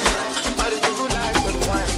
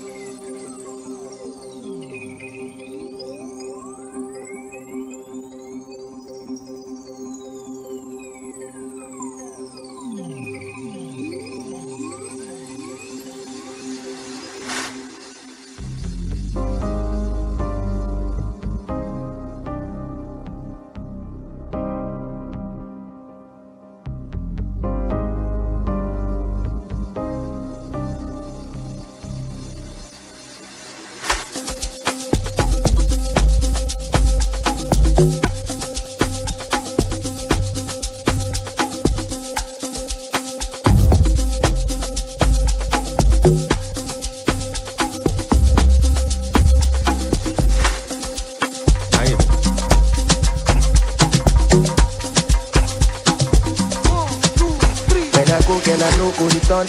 And in one night, girl, look it up. Relationship be like job. And I no get to see you at all. And you know about though, I'm a ton. I'm a walk, she low down. But the lamb and a ton by ton. You have to wait till you reach your turn again. My head they hurt, my brain they touch. They don't use me back, so no time for love. I be bad boy too far. Baby stand up, move on, the new girl is coming. And your presence is stunning. Stop playing, I see God love me money. If not be Jesus is coming, I know I'm born again. Now, some of us too busy to be back. Some of us too busy to be back. Some of us too busy to be somebody, baby. Busy to be somebody, baby. Yeah. Some of us too busy to be back. Some of us too busy to be back. Some of us too busy to be somebody, baby. Busy to be somebody, baby. My head they love, my brain they touch. They don't use me back, so no time for love. I be bad boy too far. Baby stand up, move on, and you get it coming. And your presence is stunning. Stop playing, I see God love me money. If not be Jesus is coming, I know I'm born again. I know they like Gen Z, yeah. They too like to come body. Now just say them a think sweet. My body for nobody, sure. I no like to the foreplay. If I foreplay, I no go take. And I don't like to the romance, cause romance is the kill it, the romance. My head they hurt, my brain they touch. They don't use me back, so no time for love. I be bad boy too far. Baby stand up, move on, the new girl is coming. And your presence is stunning. Stop playing, I see God love me money. If not be Jesus is coming, I know I'm born again. Some of us too busy to be back. Some of us too busy to be back. Some of us too busy to be somebody, baby. Busy to be somebody, baby. Yeah. Some of us too busy to be back. On your number, you're not bad. Say, mama put age money, kaije balano. Yeah, kaije balane. Kakos me la kaije balane. Kakos kana kaije balane. Salungo telu je balano. Yeah, kaije balane. Kakos me la kaije balane. Kakos kana kaije balane. Salungo telu je balano. Hey, kaije balane. Odi mniku kaije balane. Oji nanja kaije balane. One wumu kaije balano. Ja, kaije balane. Odi mniku kaije balane. Odi mniku kaije balane. One wumu kaije balano. Yellow makaya bano chego. Enu go si demo peta. Asa one look no, one be fake jacho, you can only go to the tour. It's all the funk, it's a can go take it off. If all of this, if I will later for so. As I got it, you go, I did my book from an anger buggy, my money so. There can go, girl, ever Guinness, gonna try head bridge. Give me photo, get up on Netflix. I will be bad boy, not just a good meat. When a Maserati was on 2 seats. Biggie gets some wine. Do me banner, Chema Rokin, Namani. Biana Bani, come on, Naije Balani. Ademarwani, man, I'm not no good be no one. On your number, yana bani. Beani go send one mafota. Age money, kaije balano. Yeah, kaije balane. Kakos me la kaije balane. Kakos kana kaije balane. Salon hotel je balano. Yeah, kaije balane. Kakos me la kaije balane. Kakos kana kaije balane. Salon hotel je balano. Kaije balane. Odi kaije balane.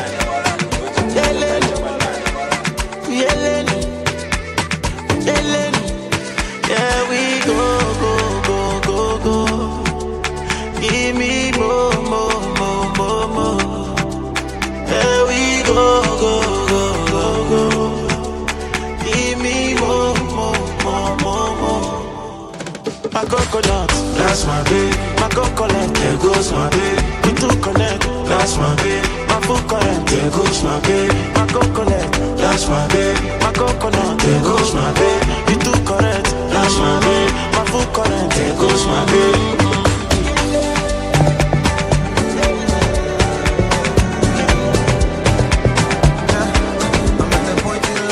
Understand me or not?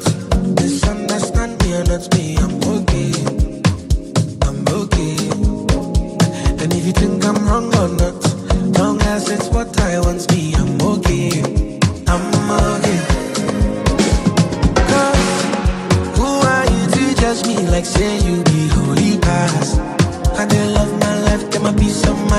I survive. We all be sinners, my body, nobody holy bad. And my happiness comes first. I never come left to stress, yeah. I be like Terminator. I dey deliver. I pass it up time. I be like Terminator. I dey deliver. I pass it up time. I be like Terminator. I dey deliver. I pass it up time. I be like Terminator. I dey deliver. I pass it up time.